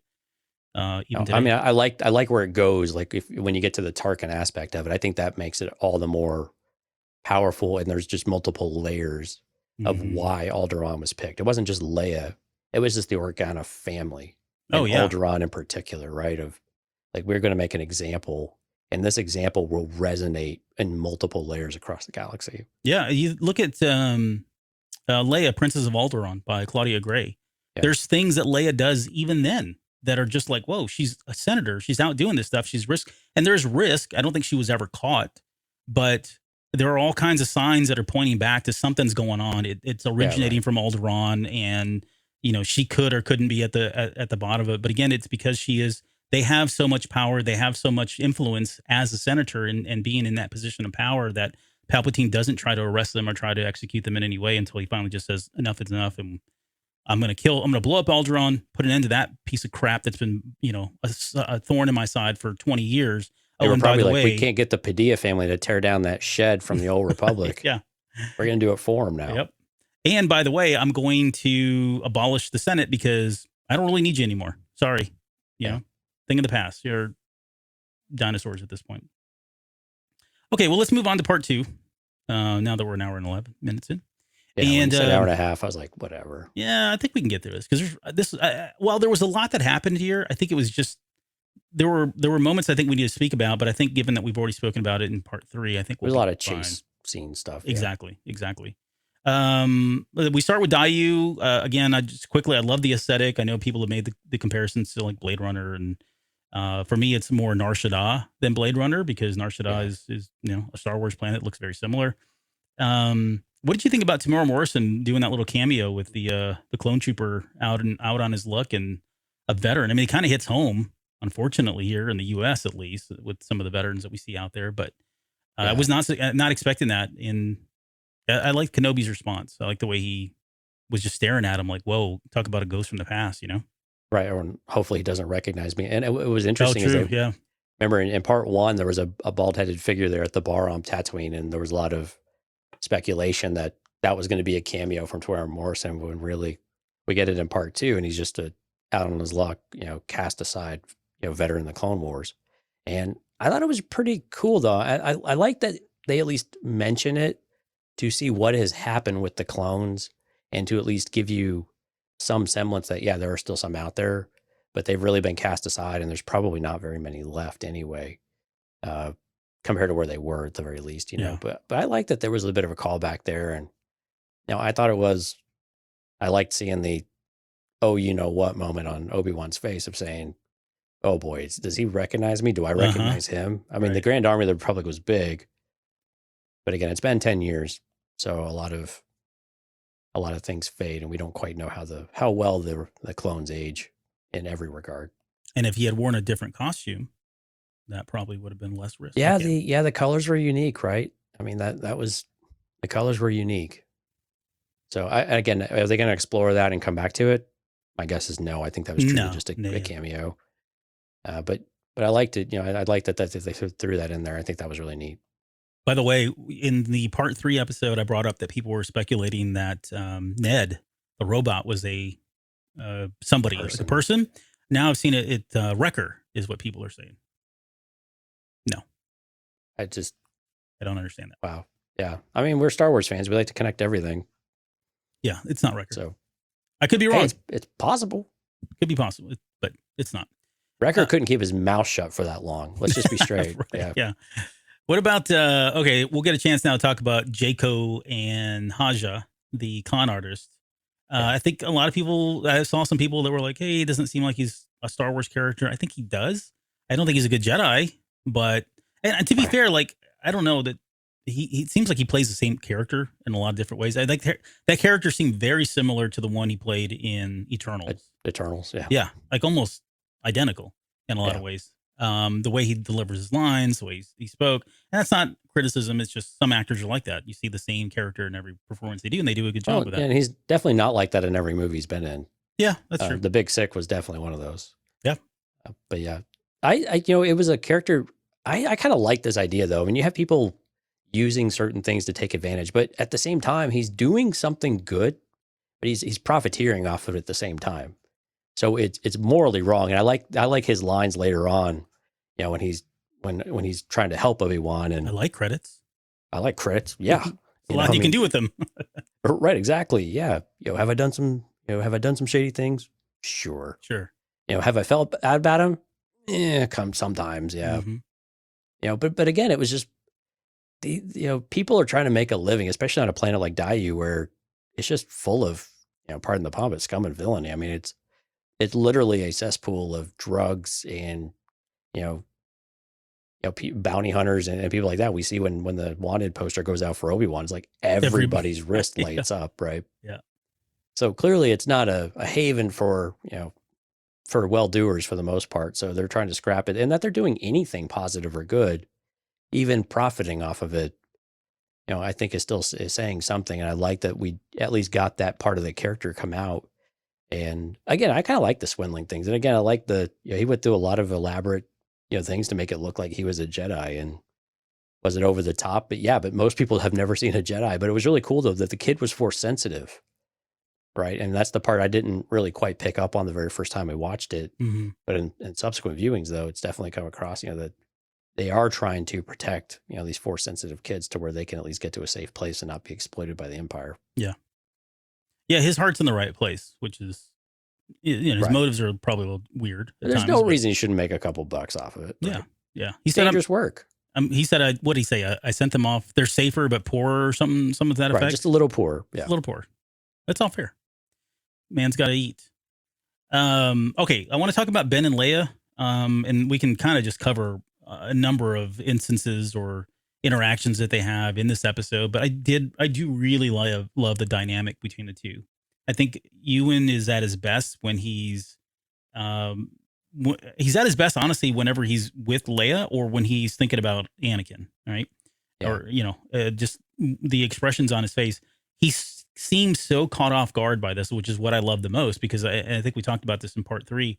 The Kenobi that was the witty, snappy comeback kid, if you will, always had a retort, always had a comment. He's now like being put in his place by this 10-year-old girl who is just right. is dishing it out. It's almost like it's all coming back to him, and he's not on his A game for all the reasons that we've already talked about. But just he's got these great looks of like surprise and shock that if you have children or a 10-year-old, you go through this. Like they say certain things and do certain things that completely catch you off guard, and you question like, how old are you? Right. And that's exactly what he did. I mean, that line is uttered by many parents every single day. How old are you? Because they just do that kind of stuff. But what are your thoughts? I guess, and if you've got some moments or anything that you felt like were particularly of interest or funny or cute. I just like the dynamic between them. I think it works. It's good to see Obi-Wan completely thrown off balance. And again, this is kind of a throwback to what we would imagine life would have been like with Anakin really early on too, right? Of this defiant kid and struggling to that. And you see how he jumps all over her most of the time and doesn't give her a say. And you could tell that he's just not in it. He just wants to be done with it, get the mission done, get over, get back home. Right. Yeah. And back to Tatooine. We'll just call home at this point. But, but I like that she's, even though she's the 10-year-old, she's effectively given the orders, and she's the one thinking critically. And yeah, she's got a very naive, set of thoughts around her sometimes, like, oh, well, if someone's willing to help us, we should just trust them, right? Same thing we see with Freck later on. We just kind of do whatever needs to be done, and we'll just take the chance and roll the dice. Very much like her dad in that kind of way. But I like the dynamic, though. I like that it's a challenge for Obi-Wan, and he's not equipped for really a youngling like this. He's so out of practice with it. Yep. And there's no discipline. And while she has discipline, clearly she's rebellious in every kind of way. Yeah, I mean, there's plenty of moments in there where that rebellious streak comes out. There are some of the lines, she calls him old and beat up when she's questioning whether or not he's a Jedi. You can see on his face like, hey, like, how dare you say that? Then later on, there's the moment where he's like, I'll take that hoodie. And then she's got the gloves on. He's like, he doesn't really even do anything. He just looks at her and he can tell, okay, wait, I guess I'm getting the gloves. And he says, and the gloves. He says, he says, no gloves. Yeah. Yeah. And then he says, and the gloves, right? And the gloves. Yeah. It was cute. Yeah. That's a dad and daughter thing right there. Oh yeah. Getting suckered into buying more than you thought you were going to buy. There's the line where she says granddaughter, maybe. I know that was a good one too. Because that is, again, 10-year-olds being brutally honest with you, or whether you ask for it or not. Right. The way she was kidding around with like, make me float. Like, that's like a cool thing. I want to do that. Right. And not realizing that would expose him. And of course, this is all kind of foreshadowed and plays out a little bit later when he has to make her float. But more than anything, just her ability to kind of see right through Kenobi and really see through the heart of what he's doing. And yeah, she feels betrayed there at the very end after she realizes that, of course, everybody is there for her or for him, and that he was being used as kind of the he was there. He was being used She was as the bait. Yeah, she was the bait to get Kenobi, and that kind of struck her the wrong way. She certainly felt like she couldn't trust him anymore. But just her ability again to peer right through him in all these instances about I don't even remember what she was. I can't remember what she was talking about to him, but where she was laying into him about what he was doing, and it was very similar to what she had said to her cousin earlier on. Right. So, and all these things really kind of speak again to the power of Leia and that innate force ability. She's got the ability to be very very persuasive in a lot of ways, and there's it's only enhanced by her ability in the force. Yeah, she's very much. What's interesting, she's very much like her adopted mother in some ways, though, because Brea is very direct too, and it's kind of interesting watching her behave and trying to equate her to Bail and Brea of who is she more like, and Yeah. we haven't seen her hone the skills that Bail has as far as negotiating and coming to a compromise type of situation. And Brea, while is very good, we've seen a lot of examples in some of the books and stuff where she's very direct and very pointed, and she's very much a bit of a taskmaster in some kind of ways as well, especially to Leia. I think in general, we got a flavor of that here. But yeah, so it's definitely kind of Brea comes out in her as well from the adopted side, not just a Padme reference every time that she's behaving a certain way. Yeah, she's got the benefit of growing up. I mean, she's got those inherent abilities or the DNA of Anakin and Padme, but then she's got all of the traits and everything else coming from Bail and Brea as well. So right, this is why she's such a well-rounded character. But I'm with you though. I like it when she lays into Obi-Wan and really calls him out, because again, this is how Obi-Wan's going to get out of this funk, and get out of his own head with some of this stuff. And sometimes it's the, truly, it's like the Yoda line from Attack of the Clones, right? Mm-hmm. Truly, what is it? Truly wonderful, or something in the mind of a child. And so it's just one of these things that, and you pointed it out too with kids somehow seem to make you have to get over yourself in some kind of ways when it comes to kids, because you're not going to corral them 100%. You're not going to control them. They're going to control you a lot of the times, and you just got to start to roll with it. And okay, well, how do I shape this little monster sometimes in the right direction, even if I can't really control, what they're doing every moment of every day. Yep. There is so early when we were talking about why haven't they just done something with Bail Organa?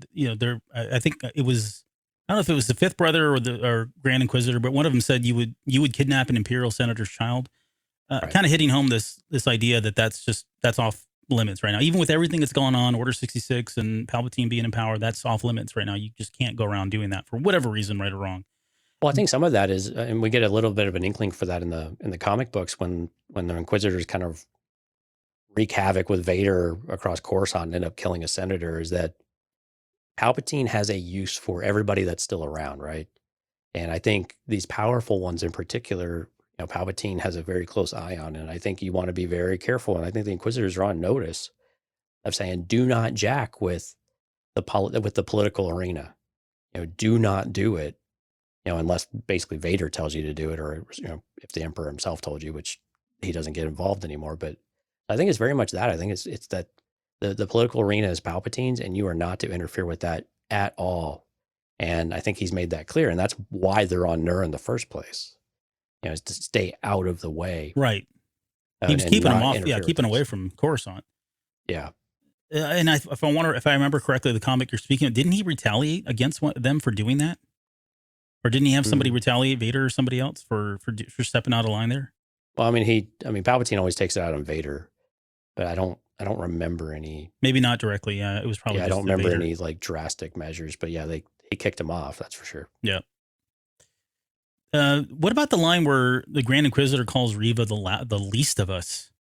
Yeah, that was a interesting one, right? That whole dynamic of her being like lower than them, and they mentioned earlier coming out of the gutter, finding her in the gutters, and that they can smell her stink, and which kind of leads you to think that they didn't take her from the temple; they found her in some other way and took her in. Which again, it's just another example of the backstory for Reva has to come out, where we're getting so much of this that there's got to be something to finally show us and tell us exactly what happened from the time we, presumably saw her in the temple at the very beginning of part 1. Yep. With all of these little breadcrumbs that they're dropping. And why is it that she is so, maybe she's one of the newer Inquisitors. She's definitely one of the younger ones, I think. But why is it that seems to be the black sheep too? But again, I think fifth brother, or maybe it was the Grand Inquisitor, said that if it wasn't for her ability, that's basically got her station. Yep. That's what's got her to where she is, that she has ability. And so I don't know if that's because she's had training, or if she's just, again, she does seem to have abilities that are not typical. We haven't seen them in a lot of Jedi.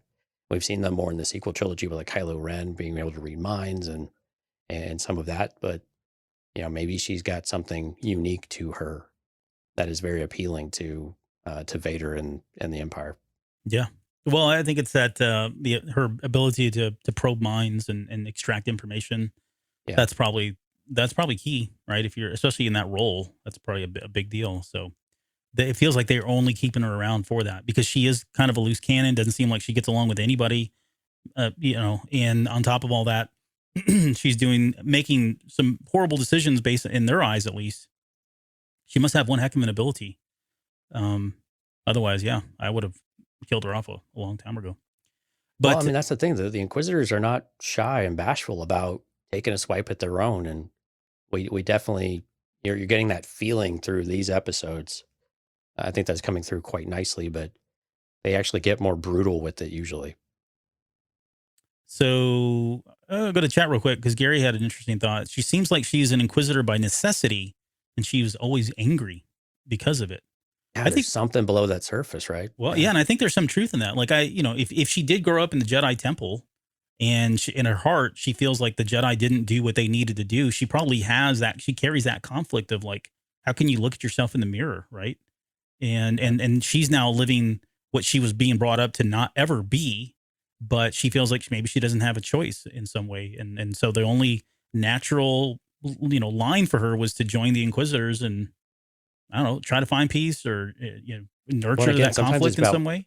Yeah, sometimes it's about freedom too, right? And the way that some people, when they're imprisoned or they're really oppressed, the only way they feel like they can have that power is to escalate to the top of that ladder. Yep. And then they have it, even though in the process they've become the very thing that they've wanted to rebel against, or maybe fought against initially. And then they're just as bad. I mean, this is very much the Anakin, story all over again. Mm-hmm. Yeah, but yeah, it's unclear though if that's exactly what it is, if it's really that straightforward, or if there's more to it. It seems like there's going to be a little bit more to it than all of that, but it's very curious what her motives are, because again, she's, I will get what I'm owed. Yeah. Right. And comments like that, it's just, okay, what is lurking beneath the surface with this, with this Inquisitor? This all leads to the rooftop battle, which I guess we don't need to go through every detail of this at all. I mean, I thought it was fine. I enjoyed it. It was kind of nice to see the footage that we had speculated so much on from the trailers kind of finally kind of put together and all that. But we got, the Raptor. The droid was nobody. Yeah, the droid was nobody. It was not Forlom. There was, the parkour stuff going on, which I thought was cool, getting to see her use her Force abilities in a couple of different ways, her being Reva. There's the dinosaurs. Like I said, dinosaurs are in Star Wars. They've always been in Star Wars. It was kind of cool to see the Raptor. I've never seen that one before. Right. Well, it's been a joke online too, with like Kevin Scott and them. Yeah. Oh yeah, for sure. Ever since High Republic, ever since that whiteboard that said dinosaurs, and everybody was like, "Oh, there's dinosaurs in Star Wars." Yeah. Or is it more DJO? I can't remember. One of them. Now it's just a joke between all of them. Yeah. Now it is a huge joke to them. But this is right in your face. I mean, he looked like it was blue right out of Jurassic Park. It did. Yeah. Jurassic World. But yeah, and then we kind of predicted that he would refuse to use his lightsaber as much as possible because of, he didn't want to expose himself, and maybe just the lack of confidence with it as well. But definitely the case. He was it's just weird to see Kenobi using the blaster as much as he's done so far in these first 3 episodes, which makes sense. Right. It totally makes sense. It's just weird to see that. He's pretty good with it. Not bad for an old dude. Rooftop battle, he missed a bunch of shots, but he's it's a pretty far distance. He made up for it in part 3 though. Oh yeah. Yeah. He was like bullseye. He was lights out. Yeah. Dead eye. He's a marksman there. Yep.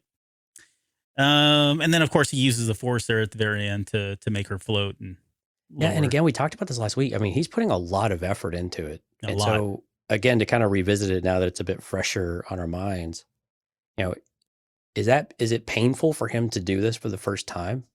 Or is it that it's taking a lot of effort to get it all to work again, as we've lost Howard's video? Yeah, can you still hear me though? Yeah, I can still hear you. Yeah. Okay, cool.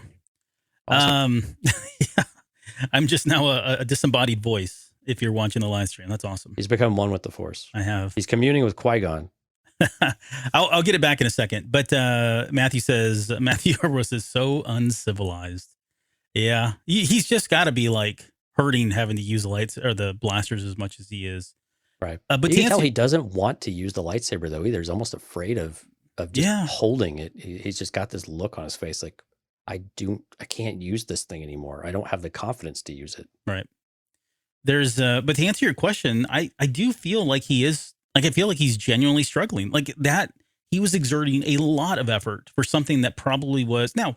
Okay, well, I say that. I'm gonna say this, but then I'm gonna call back to the High Republic. That's because they brought this up in the High Republic a few times. But he does feel like he's exerting a lot of effort to make her float, and from that, I would say, yeah, he's struggling.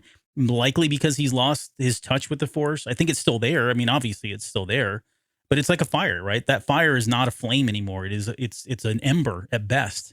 It's just enough to kind of keep things going. But being able to tap into the Force in that way, in that moment, took a lot of exertion. It was heavy. He exerted a lot of energy to do it. And I think where I was going to say with the High Republic, being able to lift people and teleport, or like levitate people, is a very difficult ability in itself, right? There's instances, and we won't get into them now. There's instances in the High Republic where they've kind of talked about this, and we've seen them use it a lot. We've seen them with Loading Greatstorm, used it. You go back to the Kylo Ren comic, where what was it? With Snoke. Yeah, and throwing him off the side of the cliff and then catching him. So it is something that is possible, but never once in those, with the exception of maybe a couple of the characters in the High Republic, did they show that was a truly difficult thing. The Masters were certainly capable of doing it. How about that? And if somebody like Kenobi, you would expect to be able to do that all day, every day, and it was not easy. Like you could even see catch someone falling off of a building where there's no chance of survival, and it's a kid. That's a lot of pressure to put on you for the first time opening back up to the Force. Yeah, you can see it on his face. He's absolutely scared. He's terrified when she goes over. Like, I don't know if I'm going to be able to do anything about it, right? So, but the answer was to hold on. Hold on tight. Hold on tight. That's all you got to do. Yeah. Okay, where were we? Oh, so then let's go to Haja, and again, this is that moment where he gets her off world, and they kind of give us the whole line about there's a shuttle up there. They don't know about it. It's all automated, whatever he says. But there was a line where he says, if I'd known what you were, is what he says to Obi-Wan. He's got this look in his eye like he's excited. And the only thing I can think is it is for Haja, as much as he is a con artist, it does feel like he and probably others are like, wow, it's a Jedi. Like that's actually hope, right? He almost has this look of hope in his eyes of like, this could be the start of things to change. And of course it wouldn't be for another few years. But he's very optimistic, but I do take him at face value. I think if had he known that he was truly a Jedi, things may have been different. And it feels like that was a turning point for that character at that, right? Like, I don't know if he probably won't stay away from being a con artist and taking people's money until he finds, better work. But it does feel like this could be the catalyst for him to become something different or become something more. And I think it's actually a pretty good cover, to be honest with you. Yeah. A con artist that's able to smuggle off Force-sensitive people. Mm-hmm. I mean, it's kind of a good cover. Now that Reva's been in his mind, though, it feels like he is a huge target, though. Like, she let him go. Imagine him and maybe the kid got to go. Yeah. I don't know if he comes back or not in the series. I think that's a good question.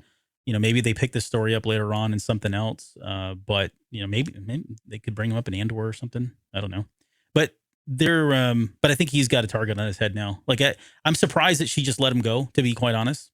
That she seemed like her eye was on the prize. And, right. But depending on what she saw, and especially with the way he was talking to her and all that, like it, Yeah. I mean, I was like, oh, dude, you're going to die. Like Reva's going to kill you. There's no way you're going to survive Right. this. But yeah, he just kind Yeah, of 'cause she walks saw off. right through it all too. Oh yeah. You're no Jedi. Mm-hmm.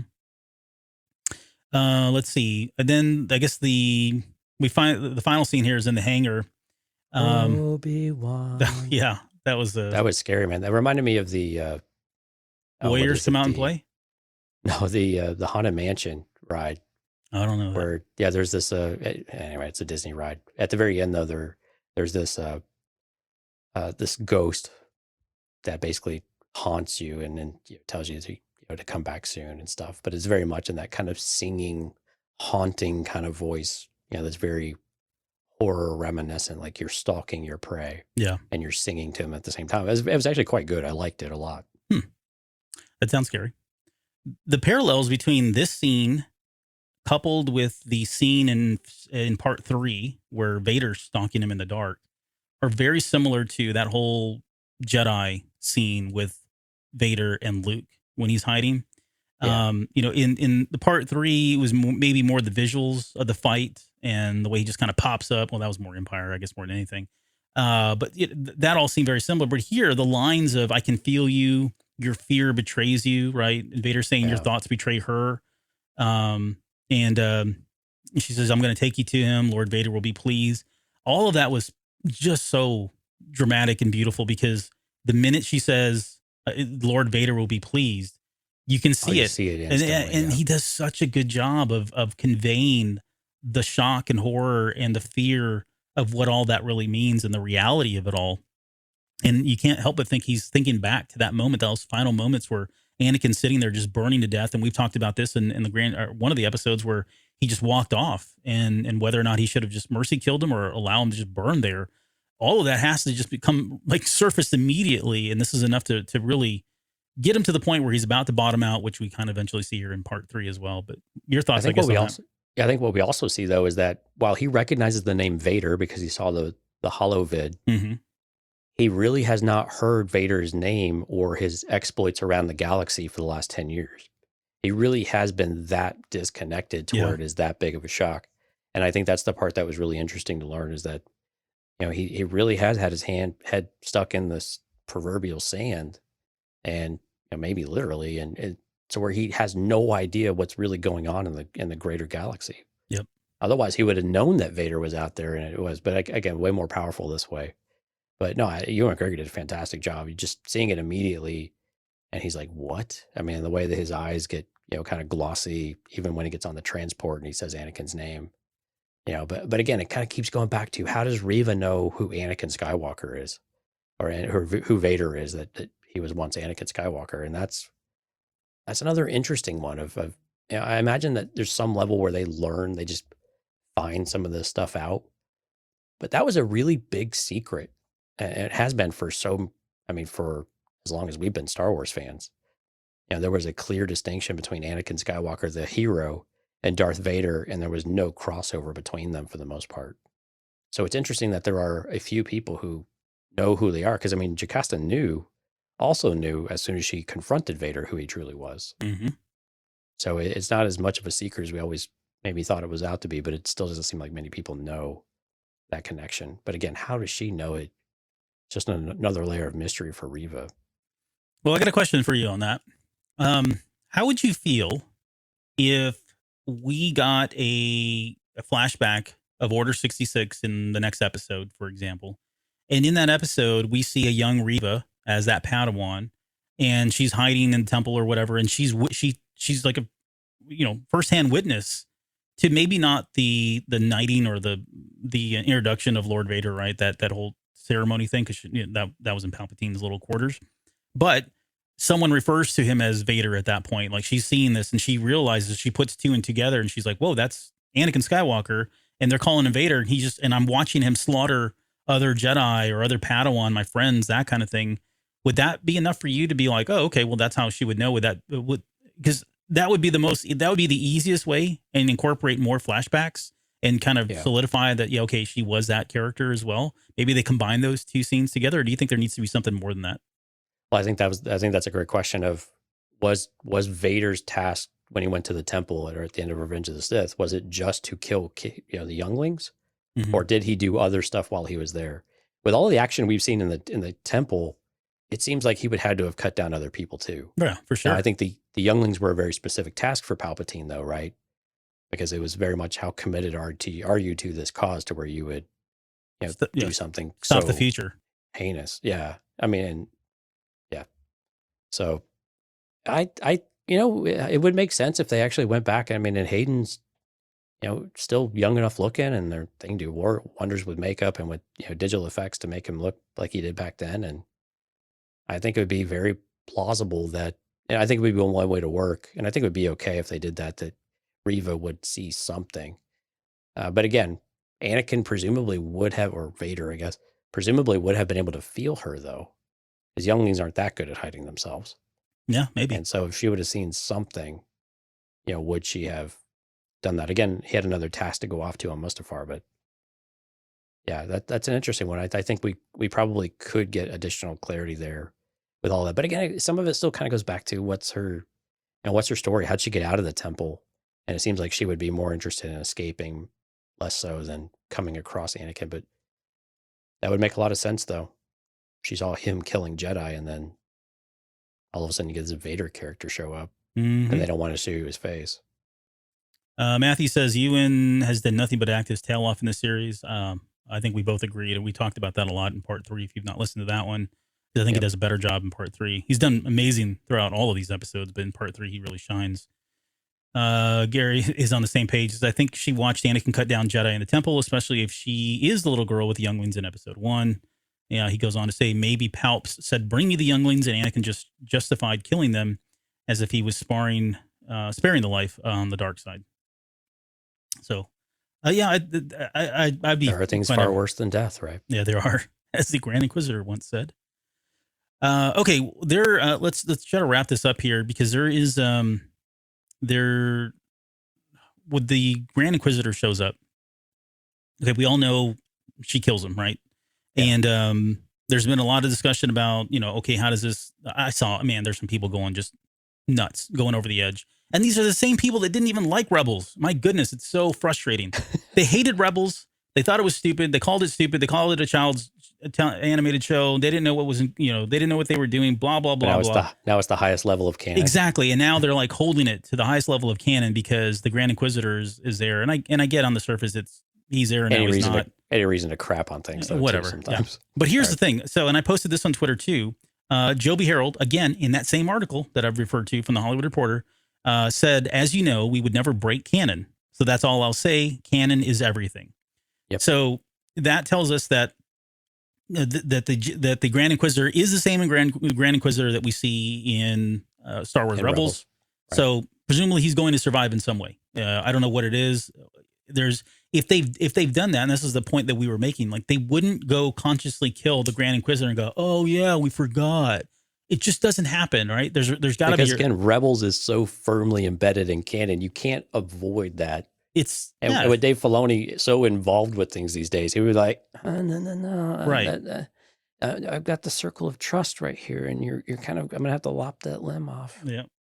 So all this points to that there is a reason. I don't know what that reason is, but if they're going to do that, then I mean, and there's a variety of ways they can bring him back too. We saw this with Fennec Shan, right? You just put some pistons in her, and she's good to go. Yeah. So they could go get Thundercat, to bring him back. We also know that Bacta heals. I mean, Bacta's got some amazing properties. Yep. But again, I mean, there are a number of ways that, he may not, he sure looked dead. And he maybe was dead, but have they resurrected him? And is there again, more to that line that we hear in Rebels of, there's a fate far worse than death. And maybe we get an example of that here. I think it's also an example of material we saw later on, but yeah. Do we get another inkling of it here of kind of damning his soul even further? Yeah, that last line that she says about who's in the gutter now. Yeah. No, it was pretty cold. It was, yeah. I mean, he did not see that coming. Well, and now that he has, here's the other thing. So he knows. Yeah. He knows that she's tried to kill him. Woman. She is. That's what I'm saying. Like, I don't understand. Well, we predicted she wouldn't make it out of the series. Now I'm 100% confident that she doesn't. And if the Grand Inquisitor doesn't kill her, then I hate to say this, but I think it's going to be somebody like Vader. I think it's going to that was who we initially. That's kind of who we were. At least I think. Yeah, I think both of us were in agreement there, right? That we think that Vader's going to be the one to. She's going to disappoint him one too many times, or maybe just once. And Yep. Game over. Well, I think about like I think about the line. Oh, for sure, 100%. I think about the line of with Krennic, right? Don't choke on your aspirations. He's not above that, and of course, he didn't kill Krennic, and that's a totally different position, right? That he wouldn't, Right. But he put the fear of God in him, or the fear of the Force, or fear of the dark side. If you go back to do you remember the Vader comic? And I forget the name of the title, but it was that one that a lot of people took issue with. No pun intended. That issue that probably Target Vader or Vader Down. It was the one where there was the girl that was obsessed with Vader. Oh, do you remember that? And she was like writing these love letters and talking about how wonderful and obsessed she was. What was that one? Those were in those like the Tales of Vader's Castle and stuff that Kevin Scott wrote. Yeah, I think those were in those horror ones. Yeah. Okay, so I'll spoil this comic because nobody read it, but us too. I think. Love you, Kevin. There was only I don't know. Just didn't do. A lot of people took issue with it, but here's the problem. The way the issue played out was she was overly infatuated with him. She loved Vader. She was like a Vader groupie almost. She wasn't Force sensitive that I recall, but Vader very coldly just goes and kills her. Like, and that's how the comic ended. Like, after everything she said and done for the 30 whatever pages in this comic book, when he finally has the opportunity, he's just like, stabs her with a lightsaber and is like, I'm done with you kind of thing. Just leaves her there. And I'm just wondering, like, I'm getting that same vibe from Reva. If she is somebody who's infatuated with Vader, wants to be like him, wants to be I won't go so far as to say she wants to be the rule of two or be her right-hand person or anything like that. But she does seem like, hey, I'm doing all this for Vader, and she's trying to gain favor with Vader. And they're, of course, they're all vying for that same thing. But Dark Visions. That's it. Dark Visions. Yeah. Who wrote that? Was that Kevin Scott? No, that was Hopeless. Remember. Oh, that's the person's name. I thought you were saying you were Hopeless. That was the last. Yeah, that's their last name. I forgot the first name. Interesting. That's got to be a challenge to get through life with the last name of Hopeless. But I'm just joking. I actually enjoyed the story because I thought it was pretty cold and of Vader to do what he did. Where I was going with this is that gives me enough reason to think that Vader could easily just do away with her too once he's got what he needs, or feels like, you've disappointed me and I'm going to set an example, or I'm going to, send a message to the other Inquisitors about this. And again, Vader ties up loose ends too, right? Mm-hmm. And so if there's any kind of loose end, he's not afraid to go. And I mean, we saw this I know we bring up the comics a lot, folks, and I guess I should apologize, but I'm not really sorry because they're really good stories and there's a lot there, obviously. But he goes through and kills a lot of people that you were like, well, no, they seem like they were still useful. Right. I mean, he jettisoned Dr. Aphra out of an airlock, which is the one way she did not want to die. But Aphra is insanely useful, but she was too much of a loose cannon and too much of a, just a wild card to where he's okay. Well, no, I can't trust you to do these other things, even though, you have usefulness, but no, out the airlock. Yeah. And is Reva a wild card? Hell yeah, she is. Oh yeah. I mean, clearly. Unpredictable. Right. And again, we think that there's some sort of loyalty to Vader, at least from an ascension type of perspective, but we still don't have that absolute confidence that she doesn't have some other objective behind all of that, and that she's just trying to achieve a certain level before she does something even more crazy, or more, not crazy, that's not the right word, but just something more threatening to Vader's little empire he's created as well. Yeah. So yeah, it's an interesting one though, to see where she's going. And again, I think that's why granted, Obi-Wan and Vader are de facto most interesting characters, but man, Reva is up there though. There's stuff with Reva that I think we genuinely want to know what's going on and where she's, where all this is coming from and what her actual objectives really are. So we talked about the last lines of, you can't run, Obi-Wan. He's coming. You can't escape him. He will find you. We will destroy you, is what she says. Yeah, she very much tags herself and Vader together, that she's his right-hand person. Mm-hmm. not a good recipe. I'm telling you.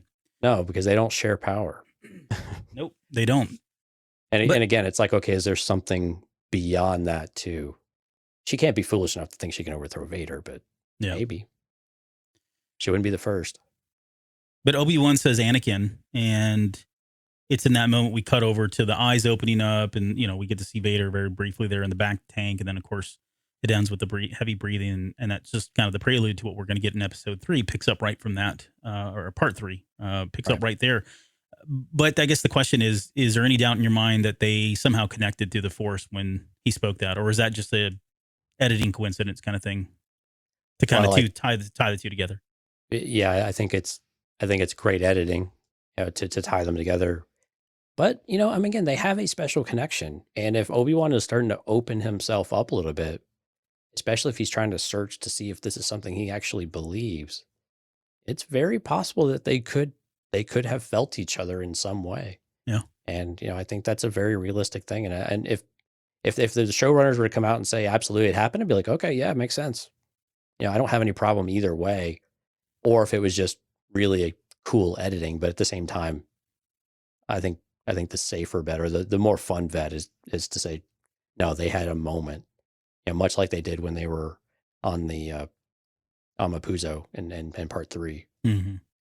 And so I'm going to go with that one because it's just more interesting. Yeah. And again, it just speaks more to their connection as brothers, effectively. Right. Yeah, I think so too. Because otherwise, if they didn't, then they've cut out the time that it took for Reva to get back on a hologram or whatever and say, hey, we found him. Oh, you found him. And then, not as dramatic if that's. You need to work on your Vader voice. Yeah. Yeah. Oh, I'm Vader. Nailed it. First time. First time, every time. First time, every time. Okay. So if you're playing at home, we're going to end the show there. But if you're playing at home on the hero's journey, he is now in the abyss, death, and rebirth phase. So he's gone through everything else. He's gone through the call to adventure, supernatural aid, threshold guardians. The mentor is an interesting one. I don't know what that one would be just yet. Maybe it is somebody like Leia. It could be Leia, honestly. Or she's at least the helper. The challenges and the temptations, and then there's the revelation piece. So the next phase is going to be transformation, atonement, and then the return to him being the person that he was. Right. So that's going to be really cool. Bail has kind of fit that mold a little bit. But I agree. I think it's probably more realistically in this scenario, it's probably more Leia.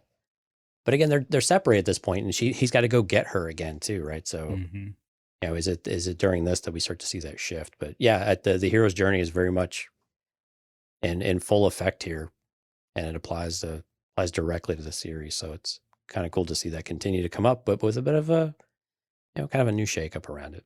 Yep.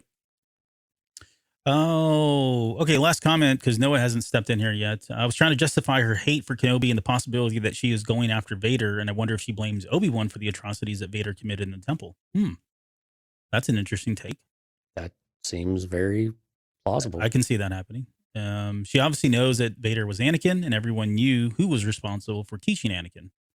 Yeah, so maybe she does hold him responsible for, how could you have done this to Anakin Skywalker? How could you have let him fall to the dark side? It's interesting. Yeah, but again, everything with Reva is very much a we thing with Vader. So again, is it, like you were saying, is it kind of the Stockholm syndrome type of thing? Or is she really just hook, line, and sinker, really all in from the very beginning when she was found? Yeah. Or she's a sympathizer, sympathizer for Anakin. Maybe, yeah. Or maybe more empathizer more than sympathy, but yeah. Because again, she was kind of cast aside too. Mm-hmm. So it'd be interesting. Well, any predictions for part 3 that you'd like to share? Oh man, part 3. I think I have a feeling we're probably going to see Vader, probably right off the bat. Okay. It wouldn't surprise me if we see a bit of a conflict there with Obi-Wan. Maybe our first combat. Yeah, I think they're going to fight in this. Right? I think they're going to fight in this next episode. Yeah, I think so. And I predict we'll see a stormtrooper cut in half. I'm not saying how. I don't know exactly. But. Well, if you had to guess, maybe cameos or name drops of anything. Any ideas you want to throw out there on that one? I'd like to see Quinlan Vos. That's a great one, man. Especially with the connection him and Obi-Wan have had, the friendship. That would make a lot of sense. Uh-huh. That's a good one. I think also we might get this flavor of an underground railroad too. We've already got that vibe here, so I think that would be kind of neat too, right? I like that. Yeah, that's good. All right. Well, we'll see. I mean, you never know. Never know. It's possible. We could be completely wrong, or we could have gotten all those right. Yeah. I also think we're going to see Zach Braff, not to be very specific about it all. But... No, I don't think we'll see him, but I think we'll hear him. Oh, that's a good point. Yeah. As like a mole or something, like a star mole. Oh, yeah. Like, not to be specific. Okay. Yeah. But a star mole, I think is what they're called. Yeah. And driving a tractor. Okay. We're losing viewers. Yeah. I don't blame them. Actually, we're not. We just ticked up. We just ticked up. Right. All right. We'll end it there. You got any final thoughts? Anything else before we're only it's like this time tomorrow. I'm going to be prepping for the next episode, which means I'll be drinking non-caffeinated beverages. Yeah. And playing MPQ, getting ready for it. Getting your Oreos and milk ready. Mm-hmm. Yep. No, rewatching these, I enjoyed it more than I did the first, 2 or 3 times. And I wasn't sure how much I would enjoy because it's a bit of a longer 2 episodes, but actually you keep grabbing little things as you go and you get a little extra meaning, a little depth to it. And I really have enjoyed that. And actually I found Reva to continue to be a more compelling character every time and really just interested to see where this goes now that it's kind of crazy to think that we're halfway through all this. Yeah. It's kind of nuts. I'm with you. Yeah. I'm watching them again, and it's been like this with all of the series, honestly, with Book of Boba Fett and of course the Mando seasons as well, and even the movies. Right, every time you watch it, there's something that you just miss and all that, and that's a credit to the writers and the depth. And some of this is in our heads, I know. Some of it's not, but it's always fun to talk about and fun to speculate on. So I can't wait. We got a lot to talk about come the next episode here, which would be Thursday night for us. Or I think we're going to do one tomorrow. I don't know. We'll see. Yeah, we haven't really talked about it. We haven't really talked about it yet. But we may do so many things to catch up on, yeah. Yeah, it'll likely be something from Celebration that we do. But definitely Thursday, join us for a live show, and we'll be breaking down part 4, which we're at that halfway mark. So from here on out, I'm expecting some pretty big things to happen. Yep. Can't wait. Okay. Well, thanks again. You got shout outs? Yeah. So again, thanks for everyone. We had another great crowd tonight. So thank you so much, everybody that was in the chat, but also lurking in the background. For those listening, we do live stream this every time that we come on live. So check our social media feeds. Usually it's at the Cantina Cast. Also, you can check out cantinacast.com/events.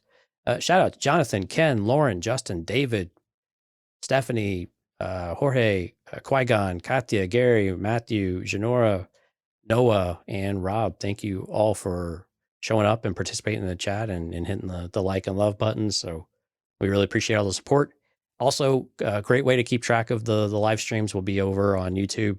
If you go hit that like button and smash the subscribe button and do the little notification bell, you will get everything you want to know. And we're actually really close to 1,000 listeners or 1,000 subscribers. So that would be kind of cool. And who knows what we'll think about doing if we actually hit 1,000. I'm not thinking about doing anything right now, but no, that is cool because we don't. We'll see. We'll get Albert all dressed up. We'll do something fun with him. Okay, I guess. What? You like doing that stuff? I wore my Boba Fett onesie once, and now you think I'm going to dress up every time? Okay, fine, I'll dress up. But yeah, you told me that you went and got one of those MeUndies onesies. So yeah, or they were out of stock when you tried to buy. No, that's not true. We're going to get you one. If we get to 1,000 subs, we'll get Albert a new onesie. we'll have him wear it and see how long it takes him to pass out. Yeah. We will live stream until he passes out. Die from heat exhaustion. Not die, just pass out. Pass out. I'll call your wife. It'll be fine. I'll be like, hey, go check on Albert. Think he took one for the team there. Yeah. Thank you. Appreciate that. There's, okay. So I got some new credits and we updated them. Like I said, I was going to. So I had some time. Now, whether or not I picked the right one, right. We'll see. Everybody look for spelling errors, so we can just point out. All right. We'll see you guys tomorrow. If not, then we will see you on Thursday.